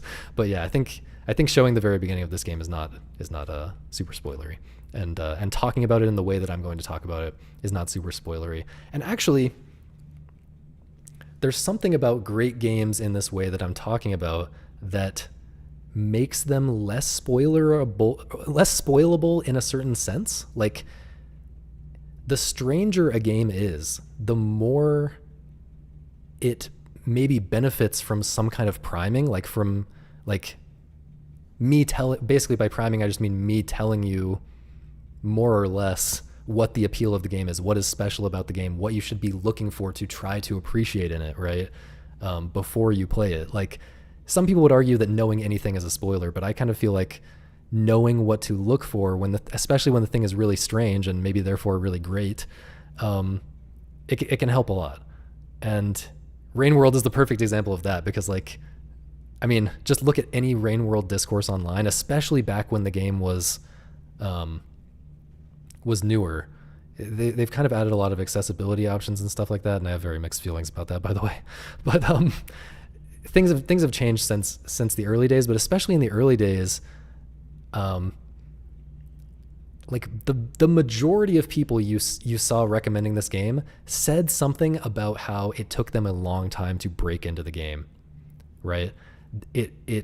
You see stuff like, it took me 5 hours to like understand the game, or to like start enjoying it, like, or it took like, I restarted my run 4 times, I restarted the game 4 times, and then it finally clicked for me, and now it's my favorite game of all time. Like, that I feel like speaks directly to the type of strangeness that I'm talking about, like, and how, you know, maybe some kind of quote unquote spoiler could be a good thing. But anyway, yeah, Rain World is a very strange game, very, very strange game. you can pick out things like individual elements that are familiar, like, it kind of takes things just in the gameplay, like it takes design elements from immersive sims. It kind of takes things from survival games, which also kind of take things from immersive sims, but it takes things from like cinematic platformers from, that early era of cinematic platformers, etc. But, the overall effect of the game, the way that you have to think about it to get into it is very, very strange. And that's what I'm talking about. It's some kind of deeper thing about the full effect of the game on you, right? How it interacts with your brain. And yeah, the overall effect of Rain World, I think, is just astonishingly strange. And yeah, it's hard. It's very hard to put it into words. But to try to get at it a little bit, people have talked about how unique this game is in the way that the world feels. The world feels like it's not designed for you in a certain way, and in a lot of ways, really. It's like a lot of little things that add up. Like, one thing that people have talked about a lot is the spacing between different platforms. It doesn't feel designed like a normal platformer, because in a normal platformer, the designer is going to, or at least it's considered best practices. It's considered a best practice in platformer design to space the platforms to avoid a certain distance, a certain range of distances between platforms. You don't want, basically what you want to avoid is the situation where the player is on one platform and wondering if they can get to the other platform and make it there in one jump or not. Or if they're like, if it's possible. You don't want the player to be wondering if it's possible. So if you pay attention, most normal platformers that you play, they will avoid that range where it's not quite clear how, if you can make the jump or not. There will be jumps where you can obviously definitely make it, and there will be jumps that you obviously definitely cannot make. And especially in like an exploration-y kind of game, I feel like that's often the case. Rain World is not like that. There are platforms where, you get the sense that they just said, here's a world, and it is what it is. And sometimes you're just not going to know. Like, sometimes it's not going to be immediately clear whether you can make the jump. And even after trying multiple times, it's not always clear if you can make the jump.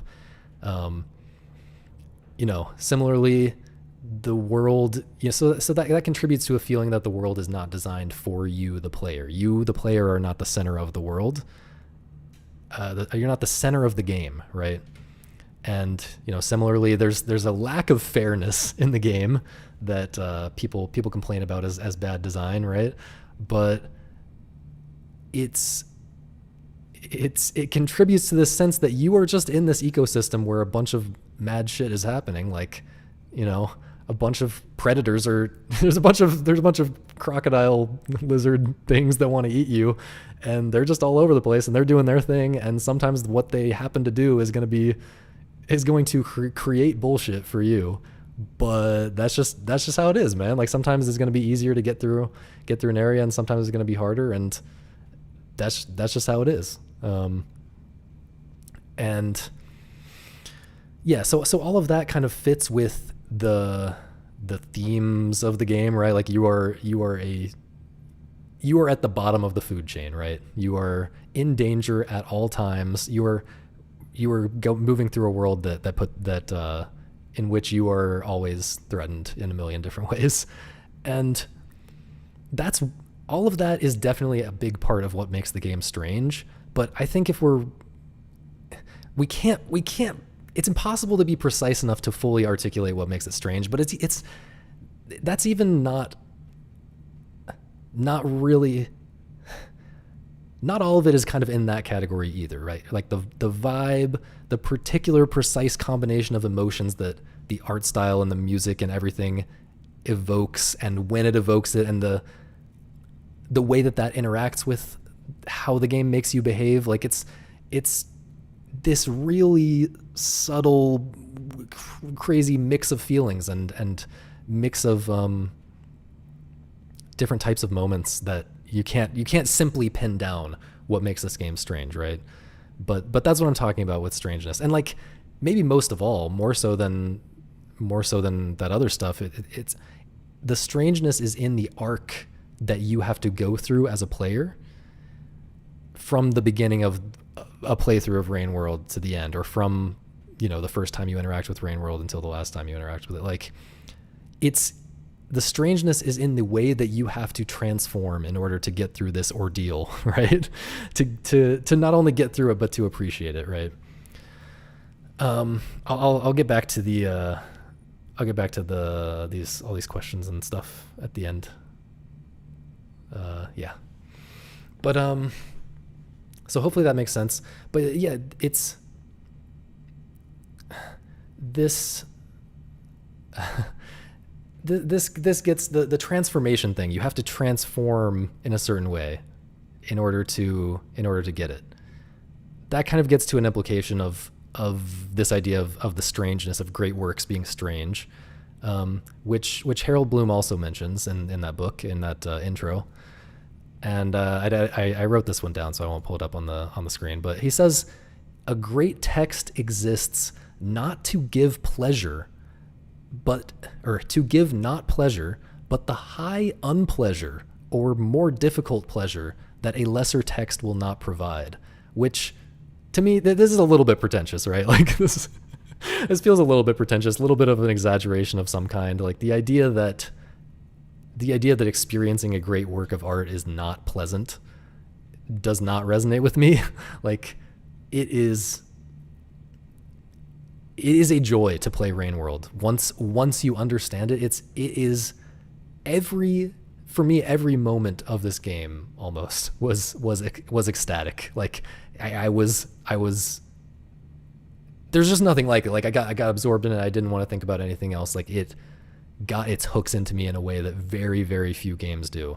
And I think a lot of people have this experience where they're kind of banging their head against it at first, but once they understand it, you know, there's just nothing like it. But the thing about a more difficult pleasure that a lesser text will not provide, that does resonate with me. Like, it's asking more of you in a way, for sure. It's asking more of you. And what it's asking is something about this transformation, right? Like, it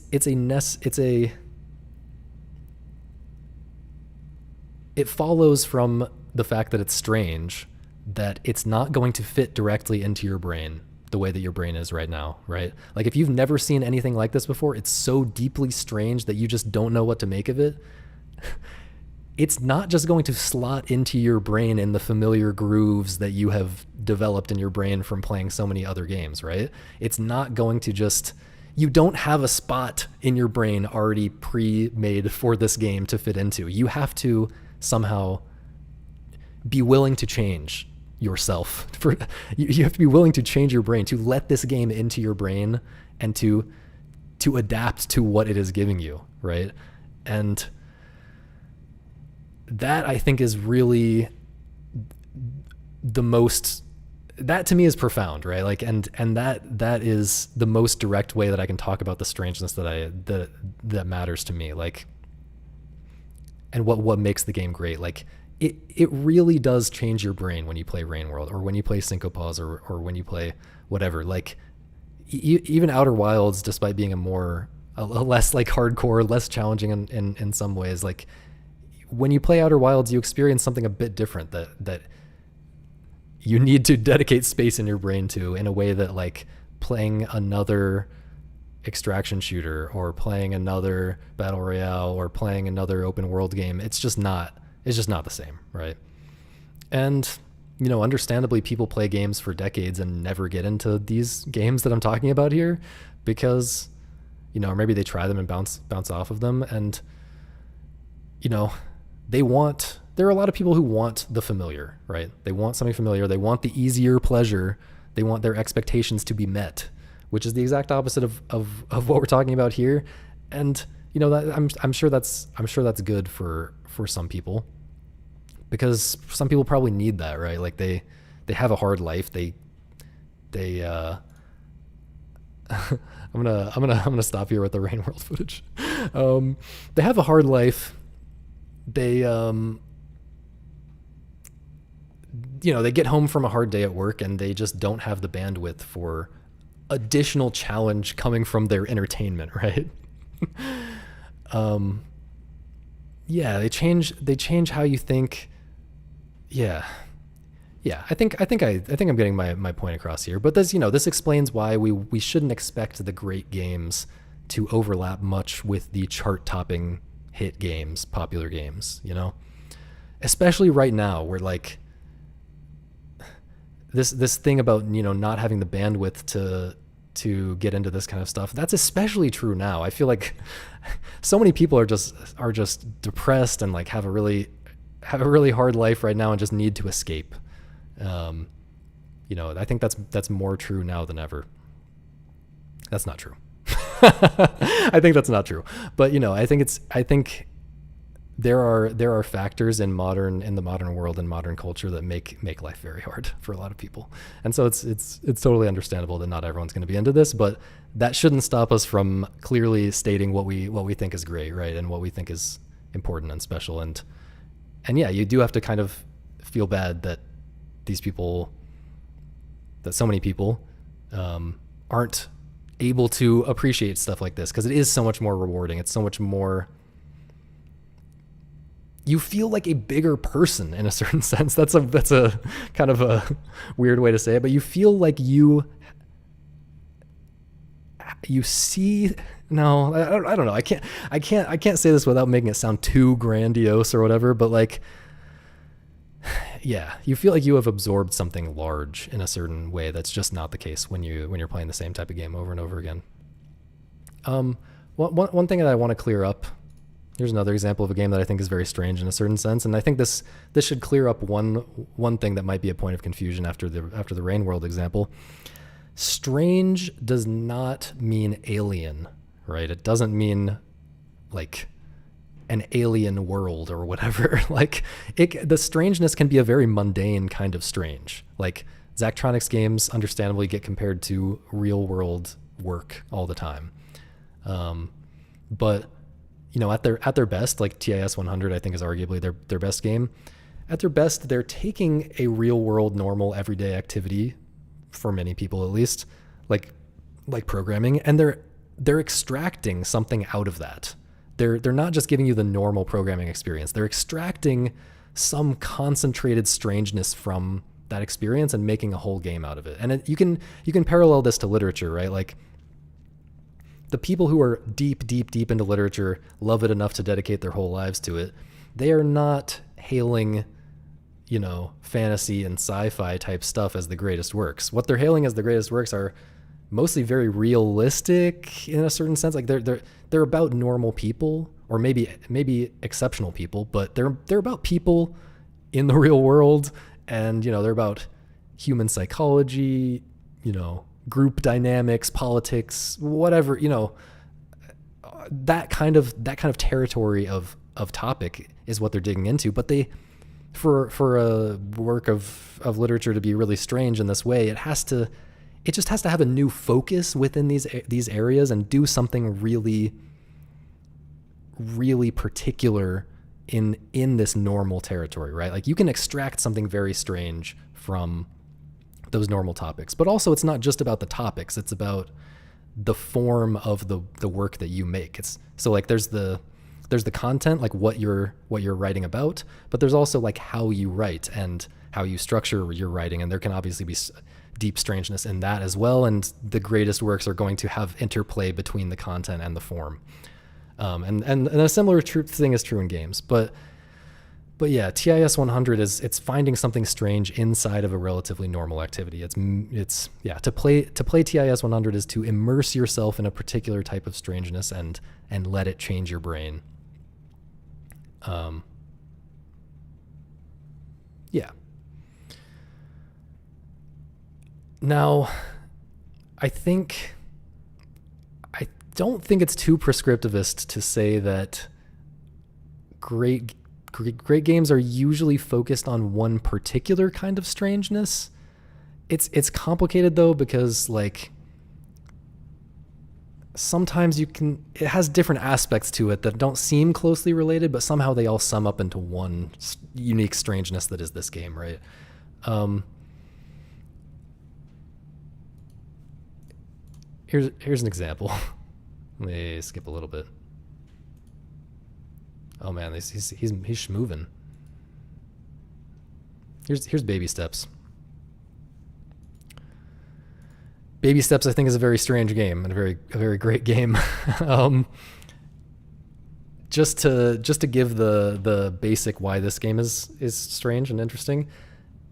It's a game about it's a game about learning to walk, obviously, right? Like you can see that on the screen very, very clearly. It's a game about learning to walk in a literal way, but also in kind of a metaphorical way and things like that. But, you know, most games, here's the biggest reason why this game is strange. Most games could not be about learning to walk, really.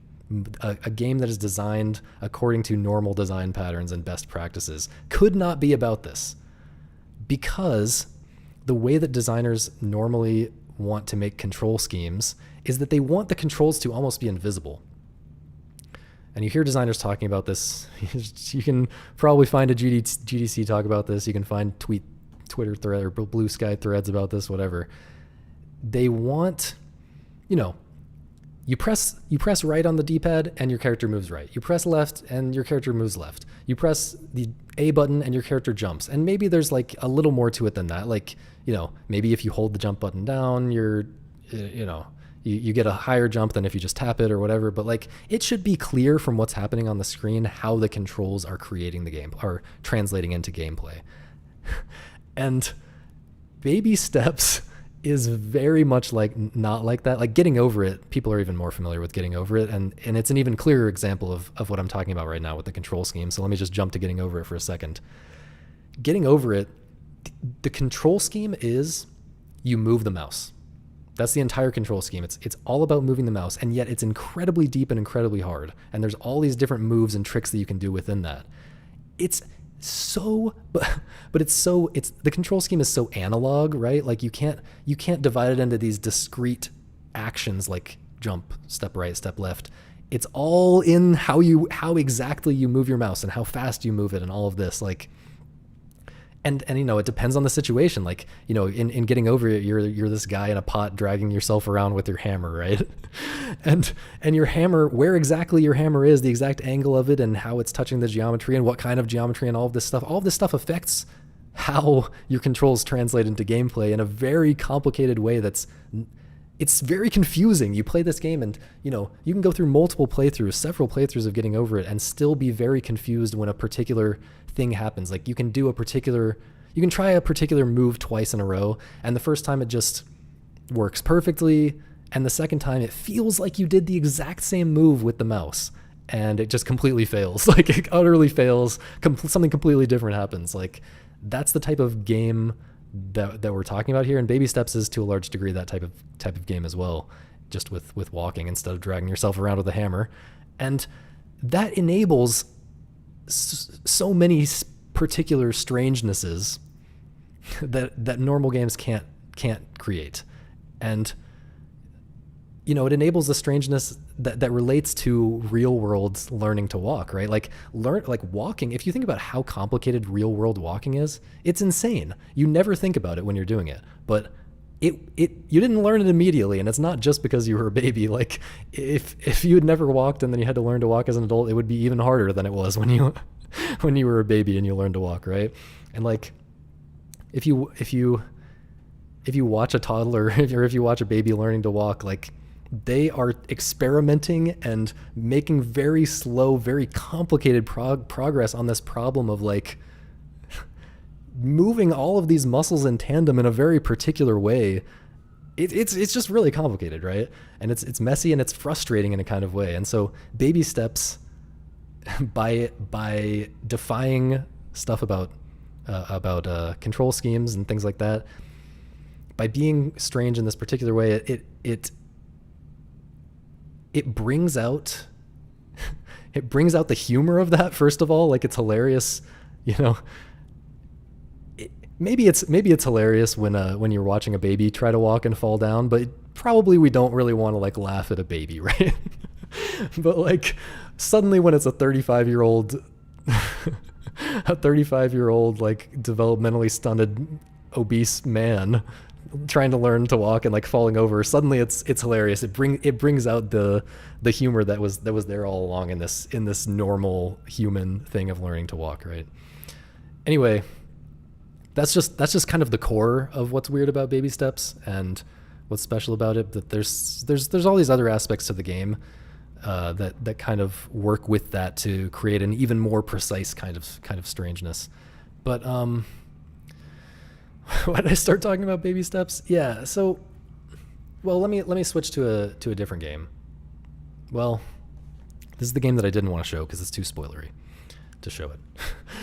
But think about The Witness. What I'm trying to get at here is what does it look like when you're focused on one particular type of strangeness in a game? Like when the creator of a game is honed in on one particular thing and making everything center around that, because that's what makes it the most sharp, right? Like that's what makes it jump out at you when you play the game. If everything in the game is reinforcing this one kind of vibe. The Witness, I feel like, is a really strong example of this, of what it can look like for at least one type of game, because The Witness is I've always felt it's weirdly minimalist and maximalist at the same time. And I think that's often what it looks like, actually. Like, in many ways, The Witness feels extremely cohesive, like ultra cohesive, ultra minimalist. Like if you think about the control scheme of the game, like you're literally just walking around and you're drawing lines. That's like basically it. Like it's insanely minimal control scheme, insanely minimal in terms of like the type of puzzle, even like at an abstract level. Like all the puzzles in The Witness are in some way or another about natural phenomena. You know, you don't get like arbitrary systems-y kind of puzzles. They, you know, every type of puzzle you get in the game is some kind of simplest possible representation of some kind of abstract phenomenon. And so it's very minimalist in that kind of way, but it's an ultra maximalist game. It's like one of the most maximalist games ever. How did he not fall down there? It's like one of the most maximalist games ever in terms of how different the different puzzles feel and how many different ideas are in the game. Like how you go to a different area and you're just doing a totally different thing. It feels totally different. It's I mean, in some ways it feels the same, but in some ways it feels totally different. And yeah, I don't know. It's hard to explain, but it's this expansiveness. It's like all of the angles of this core idea have been explored, right? There's more dimensions that somehow bring out more of the strangeness of that game. And yeah, I just think that's interesting when applied to something like Baby Steps. Like it becomes hard, I think, to, like, as a critic, to think about what is making this game more or less strange. Like there's a lot of, as you can tell, there's a lot of just walking in Baby Steps. I mean, the whole game is walking in a certain way, but there's a lot of just like walking on relatively normal paths from place to place, right? And sometimes you're going to be walking across like a pretty empty space for a decent amount of time. It's the type of thing that I would normally think of as just pure filler, and certainly a lot of people would complain about as filler, because once you get the normal walking down, you can kind of do it a lot faster than this guy is currently doing it. And so yeah, maybe it feels like filler, but also you can make an argument that the empty space, what you would think of as downtime, maybe it's arguably enhancing the game in some way. It's like it's part of this one step at a time thing that the game has going on. It's part of this, you really did climb a mountain one step at a time. And when it shows you your step count at the end, like that hits home because you took each one of those steps manually with a button press, right? And with your, moving with your inputs, right? So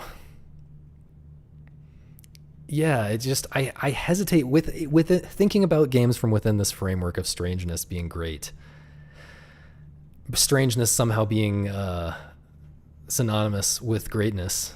It becomes hard for me to critique a game like Baby Steps, and I think I would still say that I would prefer this game to have less walking, but I would really hesitate to say that I would prefer to that I would like that the game would be better if you cut the walking from the first playthrough, especially. Like I think I would like the game more still if there was like a mode where I could, skip around to different parts of the map, or just like from a menu. Let's not show any of the nudity. If some of the harder challenges that after you've played the game a couple times, you get to some really hard challenges, and if some of those I could access from a menu and like restart quickly and have less walking back and all of this kind of stuff, I think I would like the game more. But I do really hesitate to remove what feels to me to be a major aspect of the strangeness of this game that somehow works with everything else in a nice way. I don't know. I think it's obvious that they thought about that when they were making the game, and thought about whether there should be like fast travel and things like that, and decided that part of the deep aesthetic of this game and what is important and unique about it would be destroyed if you gave fast travel to the player. Anyway, anything else? So one other important aspect to talk about before I get to all the questions. Something that kind of necessarily comes out of this question of how strange is a game is the question of how easy it is to access the strangeness, right? And I'm not really talking about accessibility the way you normally talk about it. I don't really like that kind of stuff. That's a whole nother topic though.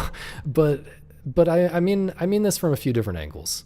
So one angle of how easy it is to access the strangeness is something like, does that strangeness actually jump out of the game and strike you and leave an immediate impression? Like, is it obviously apparent when you play the game what the strangeness of it is? Or is it more like you have to be looking for it, and if you're really paying attention, every once in a while something very deeply strange happens? Like, I wrote about this in my 2025 Game of the Year post with Hyperdemon PvP, and I talked about it in this kind of way. It's like deeply strange. It really gets inside your head the more you think about it and the more you try to play around it. But sadly, that strangeness doesn't jump out at you. It doesn't. You have to really be looking for it, because it's kind of buried in all the other mechanics and aspects of this game. And well, this kind of gets into the second angle as well. It's not obvious that it's there, so that's one angle. But another angle is, and this is even worse, even if you're looking for it and you notice it, it's hard to stay with that strangeness, stay with that mechanic that's creating the strangeness and let it get into your head, because the rest of the game is built in a way that kind of distracts from it. And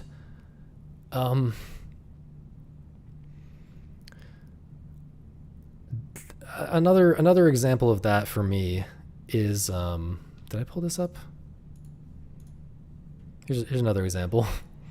This is Killer 7, which a lot of people cite as one of their favorite games ever, and Suda 51 games in general people cite as amazing games. And I think they are very strange in a way.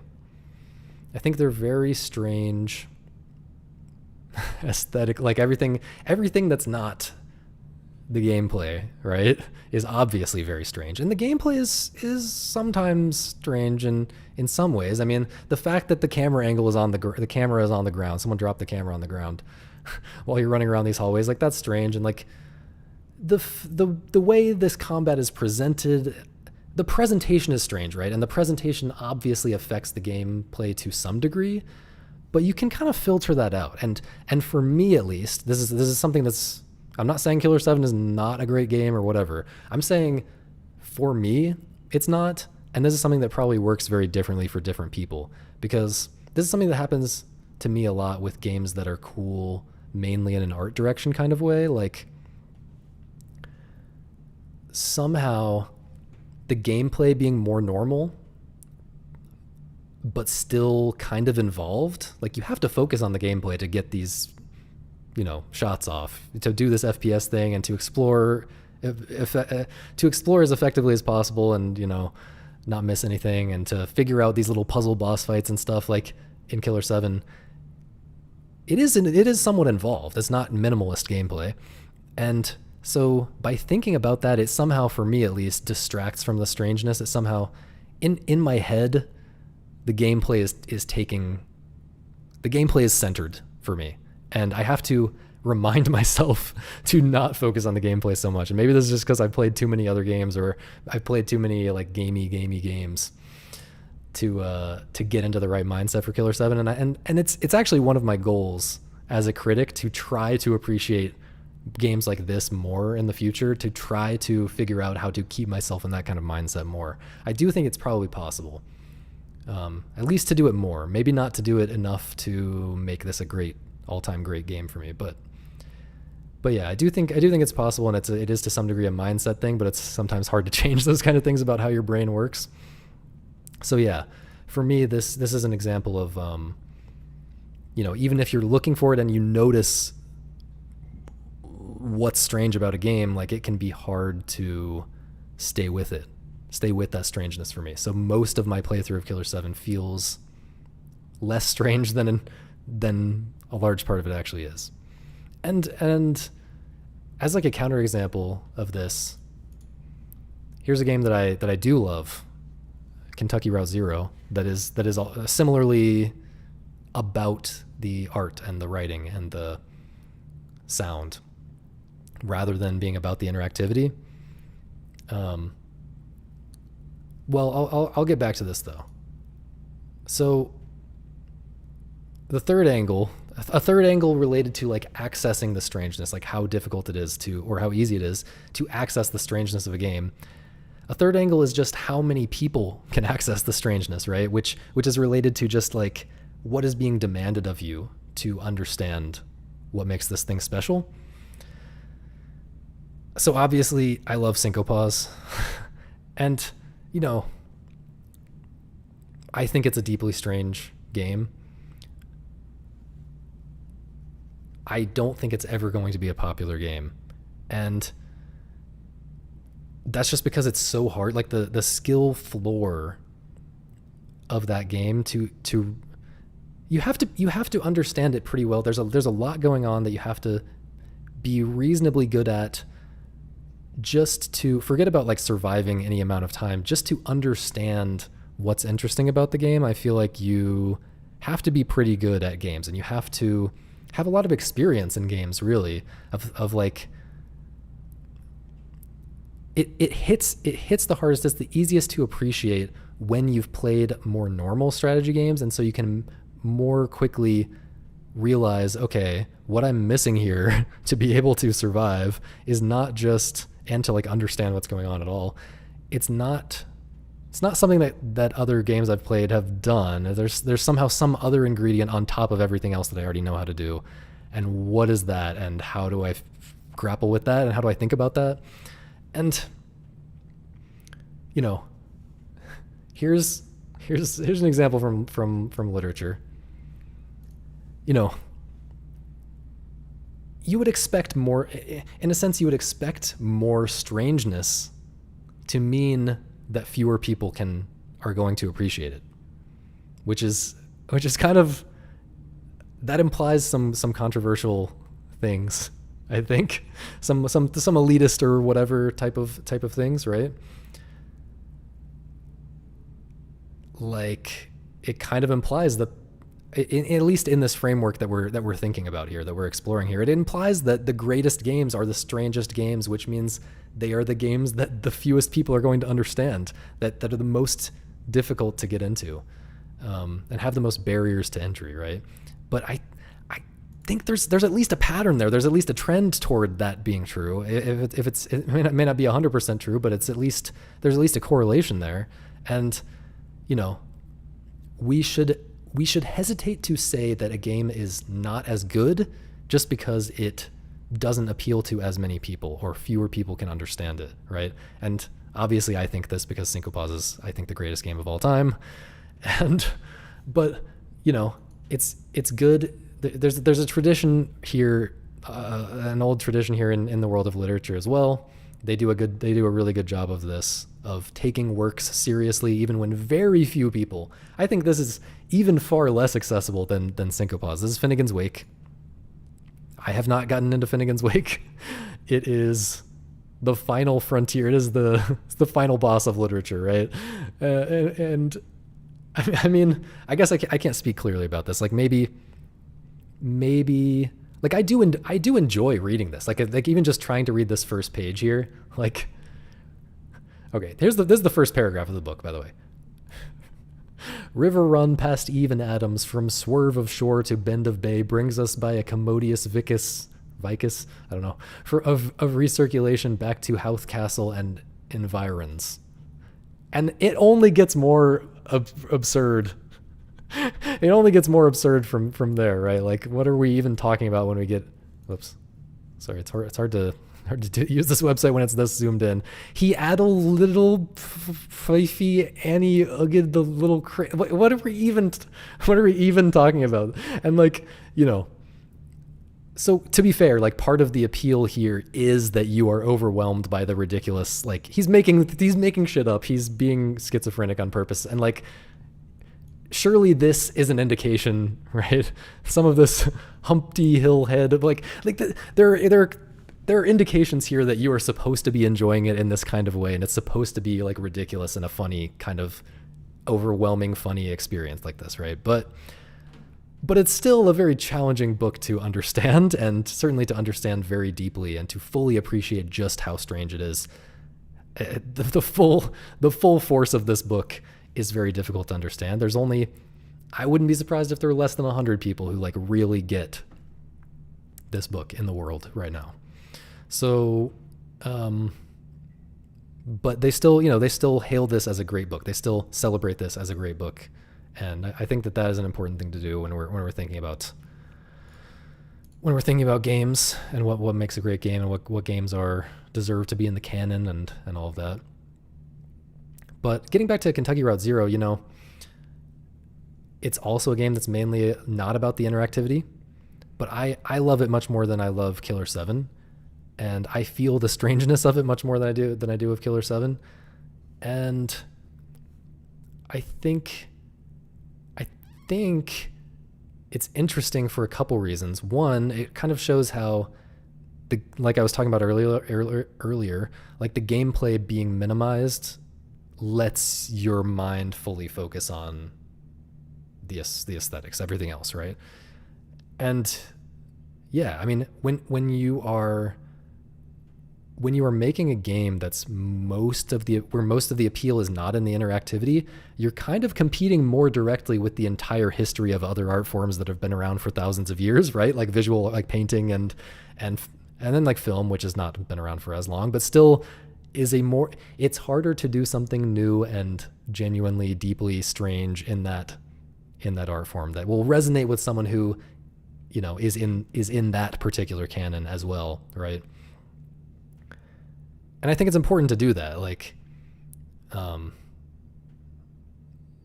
yeah. But anyway, the other thing that I think is interesting about this is Kentucky Route Zero has a lot of references to. It's more obvious with this game than most comparable games that I can think of. It's more obvious that the creators of this game are themselves being informed by what has come before. Not in games, but in visual art and in storytelling and all of this. Like, you know, there are specific references to specific famous paintings and not so famous paintings and artists. You know, the writing style, you can tell it's they've read, you know, a lot of like magical realist kind of stuff and like surrealist kind of stuff. You know, the music references and uses specific like old folk songs and gospel songs, I think, and stuff like that.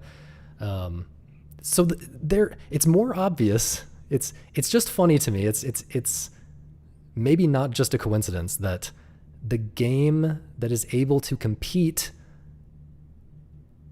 not in interactivity, but in the other stuff, the other older forms of art, the other older categories, the game that's able to compete in those older categories with all that's come before for thousands of years, is the one where the designers, the creators, are most obviously aware of everything that came before, right? They are in conversation with all of the previous artists in the history of art enough to make sure that they're to be inspired by them and twist things in a new way, take inspiration. Like, you have to, if you want to do something great, I do think that you have to know what came. That's not exactly true. You have to stand on the shoulders of giants by taking inspiration, by being deep in all of that stuff and getting ideas for how to combine different things from different areas together in a new way, twist something old in a new way.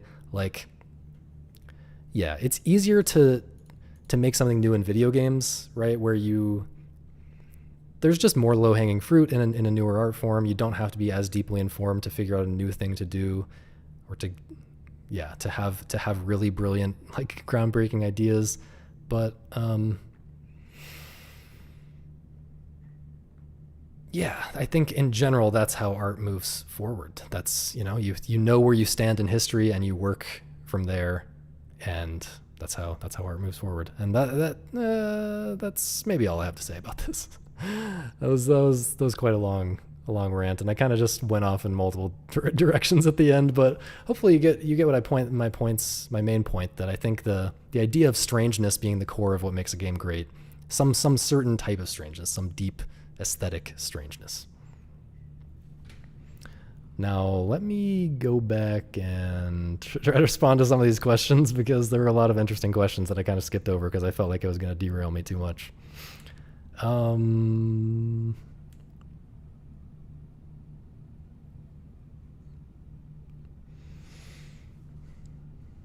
Art is ambiguous projection of verbal ideas?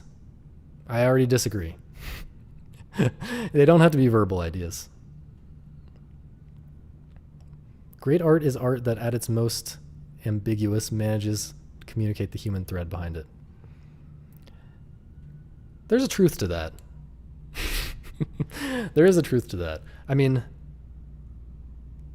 yeah, to me, I think the more accurate thing is, like,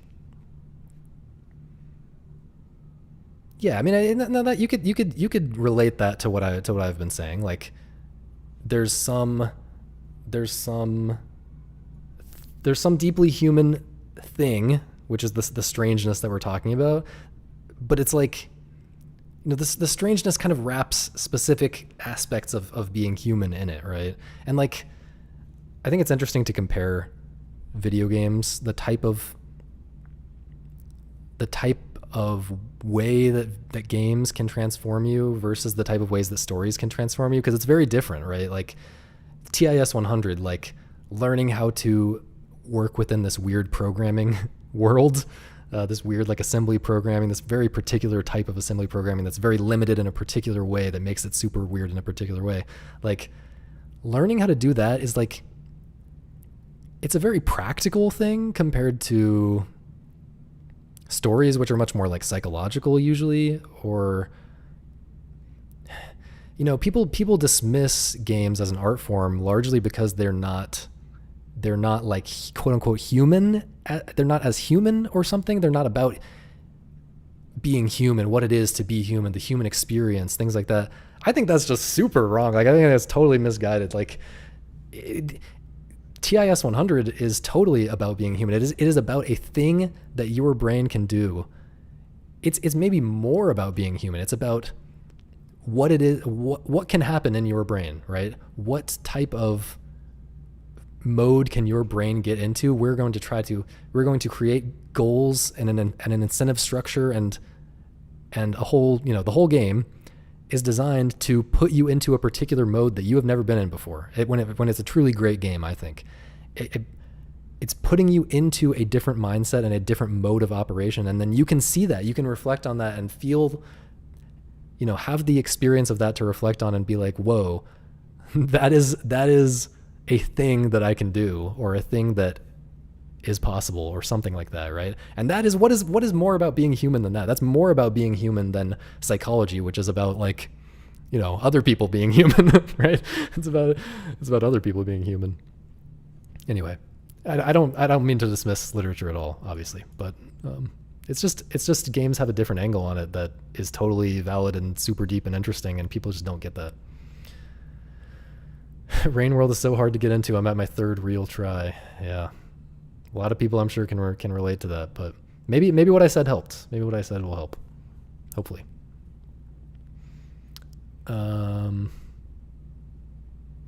I've always thought of my favorite works of art as creating their own universe, not in the world building sense.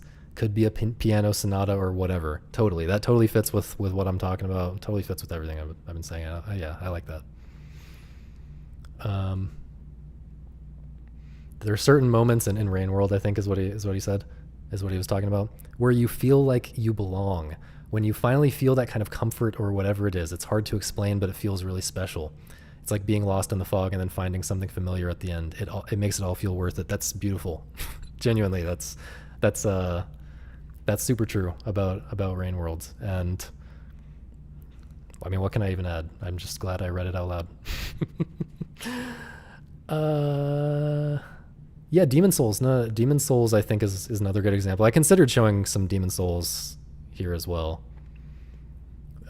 Demon Souls is definitely very strange in this kind of way. Oh, do I remember correctly that there's a certain patch/update of Rain World that you prefer to the latest one? Yes. So as I alluded to, I don't like what they've done to Rain World over the years. I think that the accessibility stuff and in trying to make it appeal to a wider audience, they have really watered down what makes it special. And it is now easier to get into and get through and enjoy to some degree, but it is now harder to see what makes it one of the greatest games of all time and a super, super special game, right? So I think that's something that happens a lot when people try to make their things more accessible, or make their art more accessible. And I think that super duper clearly happened with Rain World. So what I recommend if you want to get into Rain World is I recommend playing version 1. I think it's version 1.01. It's you can do it on Steam. So if you get Rain World on Steam, you go into properties, you right click it in your library and go to properties, and then you hit the drop down and go to, I don't know, somewhere in there there's an option to switch to what's called Classic. I think it says version 1.01 Classic, and that's how I recommend playing the game. There are a couple of little things that I think were improved after that, but overall the stuff after that waters it down in a way that I don't like.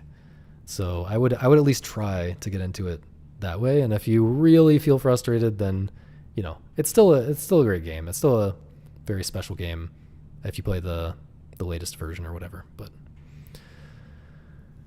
still scrolling through the chat. Let's see. Now relate that to Animal Well. Haven't played it yet. Man, I really got to play it.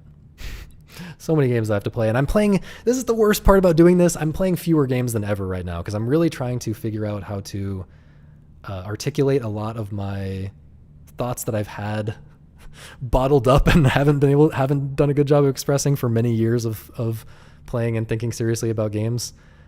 So I'm trying to do a good job of getting some of these thoughts across every week and turning them into good YouTube videos, and but I'm also trying to find the biggest audience for these thoughts that I can.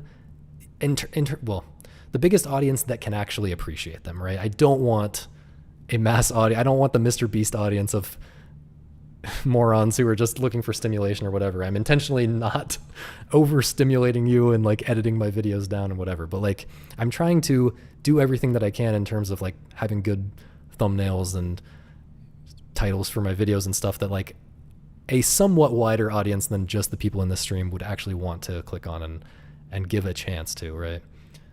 I think that's important if I'm going to be doing this, and so I want to do that, and that type of stuff and just figuring out how to do all of this has taken a lot.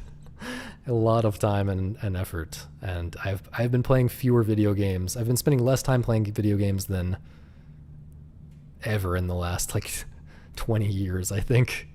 This past month or two. So I'm hoping to get into a groove with this and get back to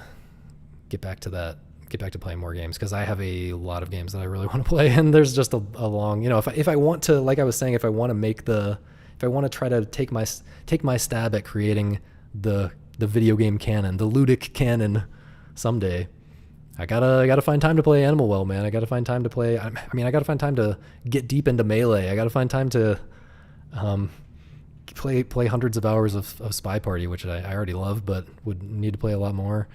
I need to play a lot. There's a lot of games. I need to play Blueprints, which is super long, apparently, super deep. So yeah, I gotta figure out how to get into a groove somehow, but keep working on it. What else in the chat? That's how the best treasure games make you feel. That's good to hear. Treasure games don't super do it for me, but I always want to give them another chance. Treasure is like the studio that has never really made a game that I unambiguously like. Well, sorry, the ones that I've probably played 6 or something. I don't know. Let's see. I've played Alien Soldier, Gunstar Heroes, the Wario one, Sin and Punishment, Ikaruga,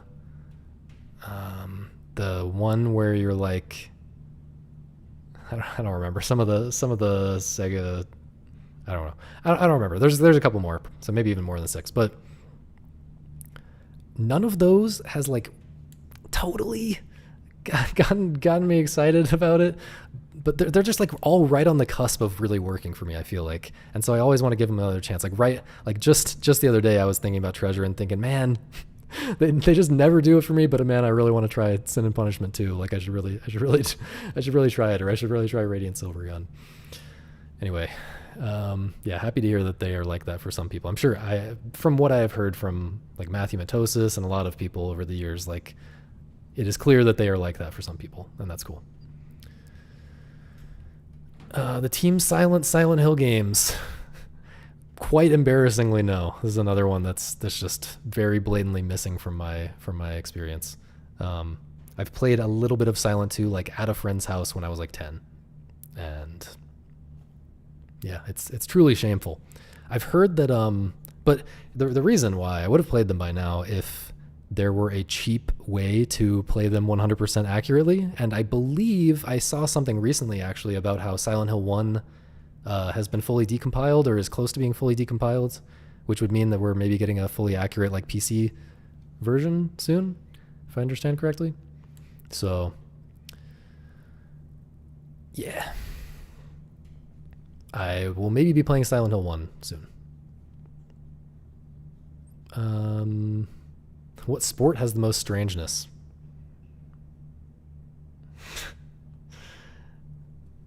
I think a lot of sports have highly overlapping strangeness. I don't know. I'm not deep enough in the sports canon.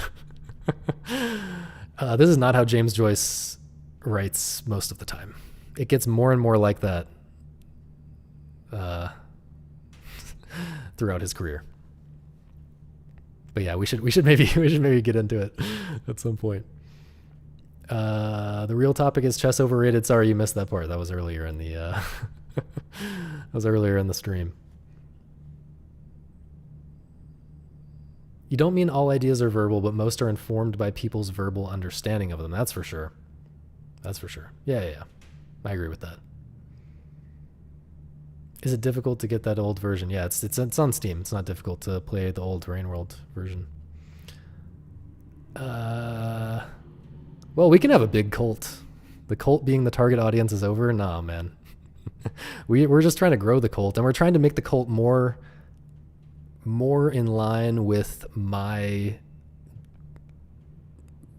interests that are most important to me, right? We're making a cult. Yeah, we're making a cult that's closer to my heart. Yeah. Speaking of which, join the cult, which you can do. Did I make this work on YouTube? Yes. Yes, I made it work so that the Discord gets linked on YouTube. So yeah, join the Discord if you want to hang out. If you want to talk about games. I don't know what Bo Tauchi is. I'm sure I'm butchering that pronunciation. When a game makes you feel like you are talking with the developer in unseen ways and indescribable with words, that makes it great. Yeah, that's one avenue for greatness in a game for sure. Which beat 'em up is the strangest? You know, I just like I said, I think Caramel Action kind of mogs the entire genre of beat 'em ups, and yeah, Caramel. Let me just put it this way. For me, I'm not dismissing them for other people, but for me, arcade games with static level design are very limited in terms of what I like. They struggle to do something that really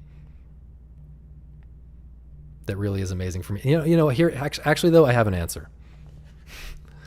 I have an answer.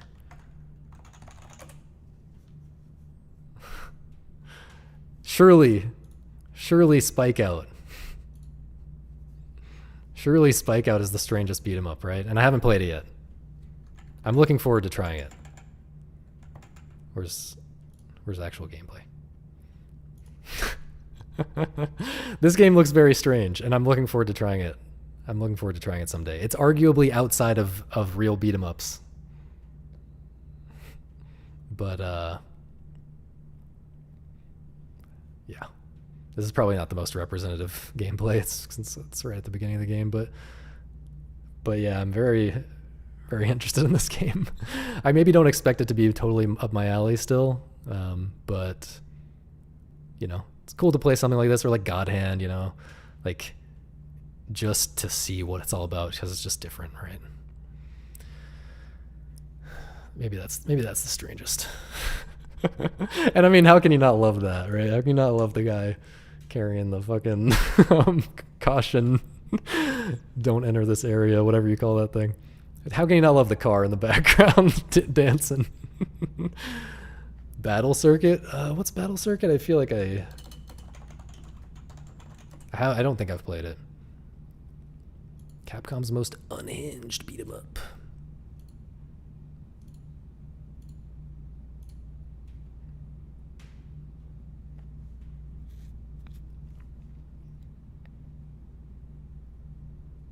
Yeah, I don't know what's going on.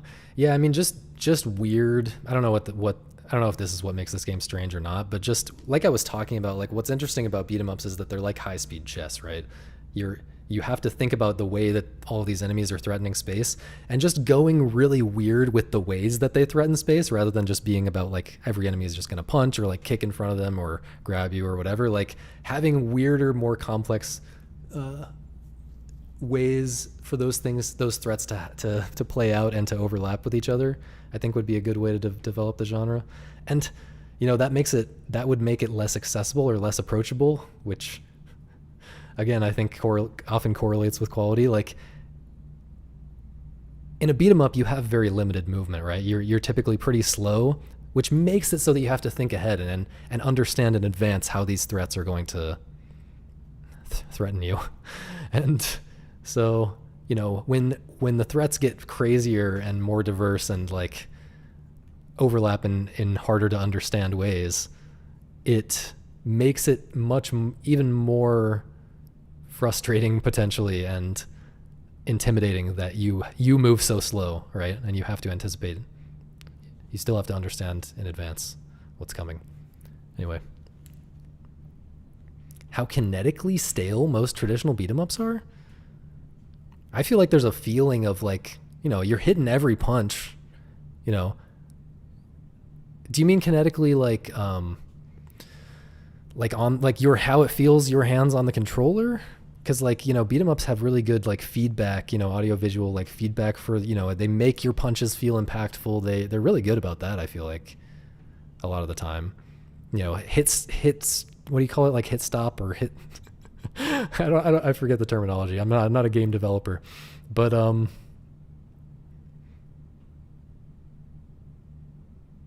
yeah, the effects, the freeze frames, all that stuff is crazy in like fighting games and beat 'em ups and stuff.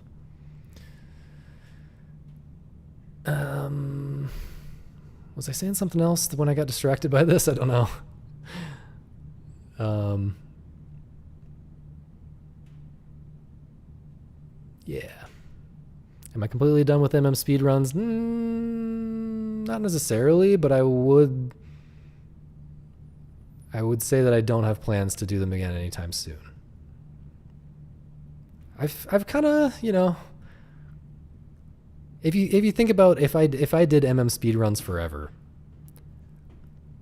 there's kind of diminishing returns on that, right? Like I don't know if you really want me to do maybe you do, but I don't want to do speedruns forever because at a certain point you're just doing mostly the same thing slightly better, right? Like I was always trying to push the game to the next level, like unlock a new tier of strats and do it significantly better, yeah. And at some point it just becomes ridiculously hard to do that. Like even if I continue forcing myself to do that, those level ups, those major level ups become really few and far between because the only things that are possible are things that just take an insane amount of grind time. Like I just have to grind for 5 hours a day for like a year to like do a certain piece of tech. And that just isn't what I'm trying to do. Like I'm trying to make every week of my life impactful, and I think I have stuff to say about games in general. And I think if I'm trying to be more like just a game critic, I can say things about more Majora's Mask speedrunning from my experience, and that informs who I am as a game critic and what I think about different types of games. Nice, the hell. Different types of games. I'm sure he's talking about these things that he's showing on the screen, and it's just confusing for us. But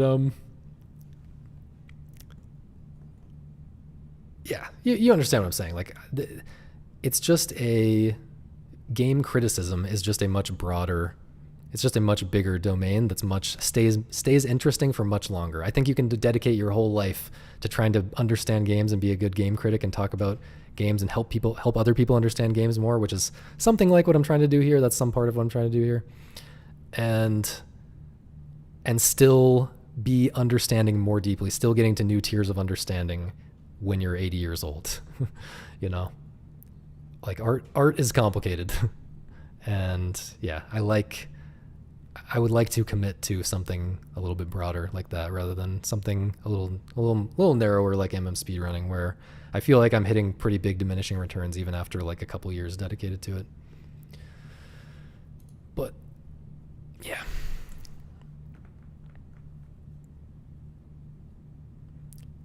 You mean in terms of inputs? So going back to this kinetic thing about beat 'em ups. So I'm curious if you like rhythm games, or if you're interested in like, arcade rhythm games that have really weird control schemes, or games with super weird control schemes in general. Like I've been playing Returnal recently, which you wouldn't necessarily think is in this category, but to me it's kinetically interesting in a way because it encourages you, if you take it seriously, arguably more seriously than it deserves, because the game doesn't get that hard, but if you really try to play it optimally, it encourages you to claw grip the controller, right? Because it wants you to. The game tells you. You can I guess you can ignore this if you want to, but to me, I always take the game's recommendations and start from there. So when the game recommends that I play with controller, I play with controller rather than mouse and keyboard. And it recommends you play with a controller. And if you're playing with a controller, all these face buttons, like there's too many buttons to just map everything to shoulders and be able to press everything while you're moving the camera, right? There are always going to be situations where you want to move the camera and press a face button at the same time. And it gets even more complicated than normal claw grip, because like sometimes you want to like press circle and X at the same time. time. And so like I find myself doing weird things with my hands on the controller. Like sometimes I'm pressing X with my pointer finger, and sometimes I'm pressing like X with my thumb so that I can press X and circle more easily at the same time, or press like it gets really messy, like the way that I'm using my hands when playing that game. And I'm wondering if that fits into your, something like that fits into your idea of like kinetic or kinesthetic, kinetic, I guess you're saying, appeal.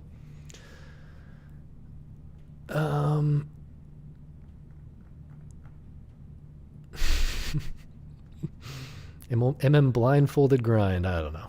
That would be interesting. I want someone to just make a game that you have to play blind. There's a game called Blind Drive on Steam that I've played that's kind of a little bit this idea, but it's really, it does not take it very far. I feel like with 3D audio and stuff, or not necessarily with that, just with different types of audio cues, like I want someone to make a game that you play with no visuals whatsoever.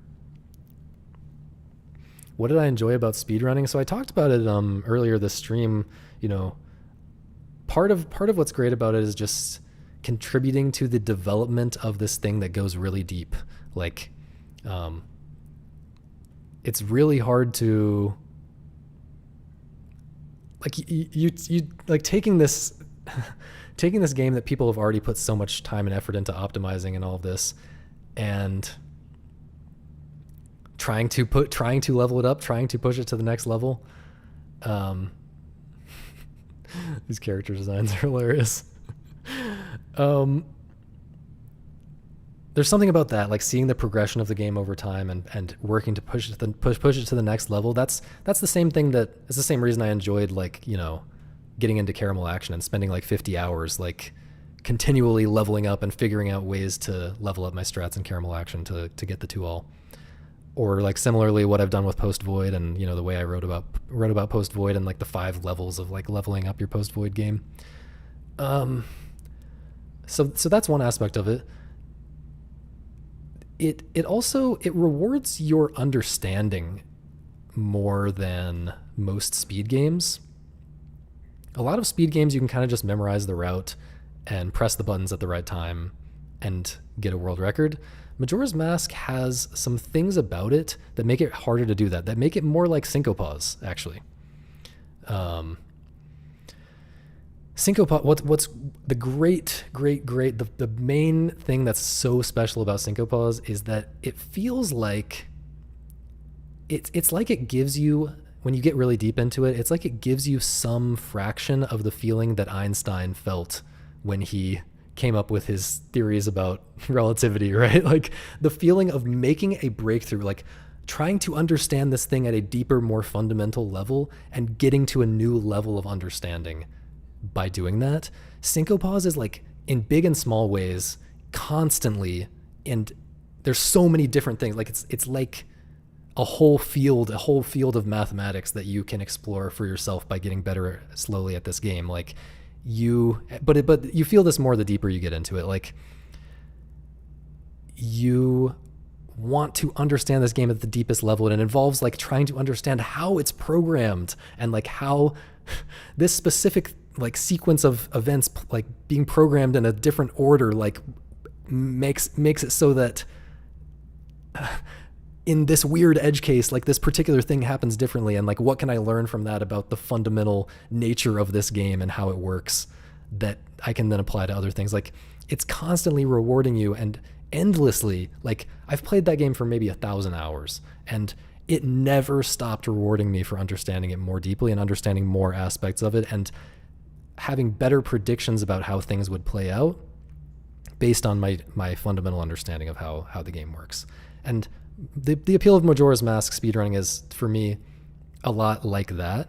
Like when you get really good at entry-level, Majora's Mask speedruns are a lot about kind of memorizing, practicing the tech, and like, you know, that first tier of getting a kind of decent time is not so much about this. But once you get to a certain level where you're doing like lullaby skip from the owl, the stuff that has more randomness, like Twin Mold fight, Majora fight, it's these really complex systems of like lots of different mechanics interacting with each other in lots of different ways, and they can play out in they can play out so differently from one run to the next that they really reward you for understanding the game at a fundamental level. And so when you're playing, you should always be trying to improve in a more general way. Like, yeah, learn deeper lessons about how this game works and about what you can do differently, and come up with deeper strategies somehow, rather than just like a simple route and just like, oh, this thing's going to spawn here at this time, so I need to be here or whatever. Majora's Mask at the highest level becomes more improvisational and complex like that. And I love that.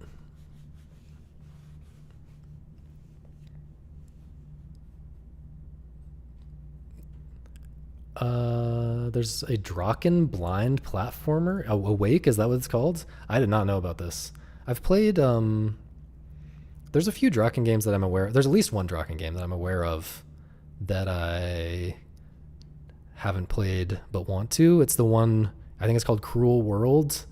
The problem is it's like a one-time thing or something. Like when that game was released, like it existed in a particular state, and then like it's an online game, and people's actions like destroyed the world over time. And so now if I go and play it, I'm not really getting I'm getting at least a very different experience than I would have if I'd played the game when it came out, which I really wish I had, but I was kind of busy at the time. But yeah, like the world of that game is now like permanently in a like destroyed state, because of all the people who have played it previously, which is a cool idea. That's a great idea. Like interesting game for sure. But I kind of feel like I missed out on it. But yeah, I'll check out Awake. That sounds interesting. Their Celeste mod where the screen is just black and vanilla levels. Okay. So vanilla levels, but the screen is black. So it's just, you have to have the vanilla levels memorized perfectly and like have setups to like, walk against the wall to make sure you fix your position to a known whatever, like in blindfolded speedrunning.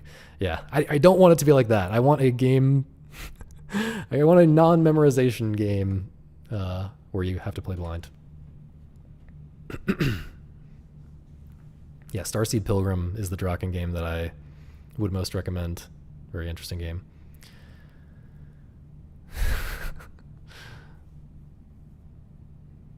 Don't play rhythm games. Find stuff like classic tank controls fun just because it takes a different type of brain power. Yeah.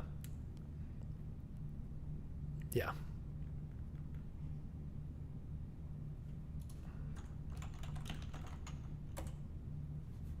Cinco Pause. It's actually pronounced Cinco Pausch or something like that.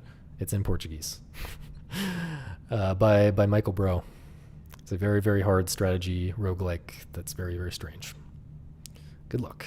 If you do want to play it, I recommend joining the Discord, because there is a channel dedicated. There is at least one channel dedicated to it, and you can get some tips, because it's a game that is very hard to get over the hump with, and can help to talk about it with other people who are also getting into the game. So it's been a while since people talked about it in that channel, but I would like for anyone who's trying to get into Syncopause to talk about it in there, because I feel like that's kind of the best way to get into the game.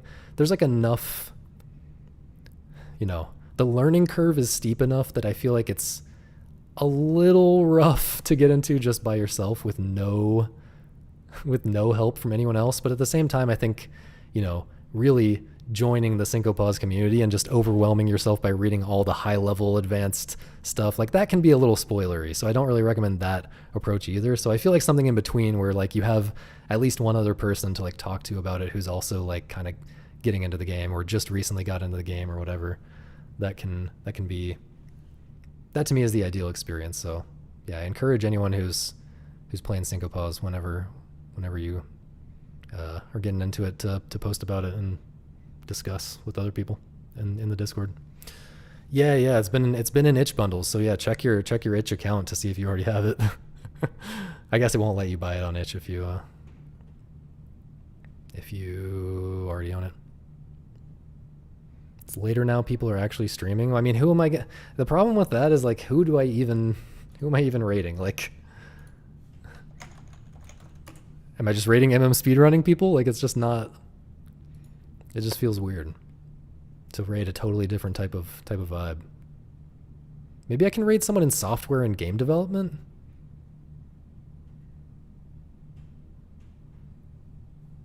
Game Boy emulator. Wait, let me see what's the category I'm in right now. Talk shows. If anyone has someone to raid that's like actually related to, and ideally doesn't have a million viewers, right? Ideally they will appreciate the raid. If anyone has a suggestion for someone to raid that's a little bit more in line with this type of content. Solo dev that I often talk about, some girl, Sylvie. Sylvie, I had to control myself to not talk about the Sylvie catalog or the Sylvie collection when I was talking about strangeness, because holy strangeness. Sylvie to me, I talked about how some games are like, feel like they're being weird for the sake of it. Sylvie, I feel like, is really good at starting out with being weird for the sake of it, but then finding how that leads to a deep strangeness that works for me. Like, it's like this. She seems to generate ideas by just like making a system that is odd in a particular way. And like whenever she has a decision to make in a game, like how does climbing a ladder work in this platform? Like if I have a ladder in this platformer, how am I going to interact with that? And then just making the weirdest possible decision for that thing. Like it's like she starts forming a game by just making the weirdest possible decision every time and just doing stuff. And then she finds a way to like then turn that into a functional thing that is coherent and makes sense and is awesome. What games did she make and where can I find them? So I have a thread on Twitter. Let me see if I can find that by Googling. Yes, it leads to my Substack where I linked it, where I linked to the thread. Okay, here's the ultimate Sylvie Games recommendation thread, according to me. Yeah, one of my favorite game designers for sure. I think essential if you're into weird games. So yeah, she mainly makes like platformers and stuff, but she really she's worked in a lot of genres, really. I think that Sylvie RPG is a great place to start. I mean, I've more or less ordered the recommendations in this thread according to like how likely it is that you should start with them, right? So I think Sylvie RPG is a great place to start. It is not what you think of when you think RPG, at least not much. Jiggly Zone, if you like hard platformers, can be a great place to start, or a great second thing to try if Sylvie RPG doesn't really work for you. And then yeah, Sylvie Lime, Funeral Song, those are my other favorites. And then at the bottom of the thread is Soft Kitten Experience, which is one of my favorite games of all time. Very, very, very special game. The weirdest game in her catalog, I think, and by far it's by far the standout to me. But it is very hard to get into. It was hard for me to get into. It took really like a couple hours before I was enjoying it. But yeah, that's a really special game. But try to get over the names. Soft Kitten Experience, Jiggly Zone. You just gotta roll with it. Like, look, open-mindedness is a requirement for any of this stuff that we're talking about here. Okay, so let's see. Talk shows and podcasts. What do we got here? Is anyone talking about anything that I care about in talk shows and podcasts? There's just not even a lot of video games in here, man. Like, also, like, how many people are even watching on Twitch right now relative to YouTube? Kind of seems like a lot of people are watching on YouTube. If they haven't already been mentioned, where do I think the games of Love Delic and Their Descendants? Yeah. Great shout. I have only played Tulip and Chibi Robo so far. I want to play more of them for sure. I really love Chibi Robo, and especially Tulip. Like, there's a sense in which I liked Chibi Robo a lot more. Like I actually finished Chibi Robo and more or less enjoyed it the whole way through, whereas Tulip, I've never gotten that far into it. I've played the beginning of that game. Like there's like a first arc, right, before you like go to new areas, and there's like a second kind of step of the quest where these ghosts steal your shoes or something. I don't really remember. They steal your stuff and go to different places. I've gotten like into that second arc, but not very deep into it. And the sense that I get is that I am not very deep into the game. But and it gets very frustrating for me in a way that I struggle to get through. But it is unobjectionably extremely strange in this way, and I love it for that. And I recommend it, even though I can't get through it. I'll probably play the first few hours of it again someday. Maybe I'll force myself to see it through. But yeah, a lot of the other Love Delic Plus games also seem very interesting and possibly very strange in this way that I'm talking about. Okay, I'm gonna end the stream. I'm not gonna rate anyone because I don't really know. I'll try to find some other streams that are more in line with what I'm doing here. Also, yeah, it seems like a lot of the viewers are on YouTube anyway. But yeah, join the Discord, which you can scroll up and find the link, hopefully. I'll just post it again. Join the Discord, and thanks for watching, and have a great week. Play some video games. Play some good games. Bye-bye.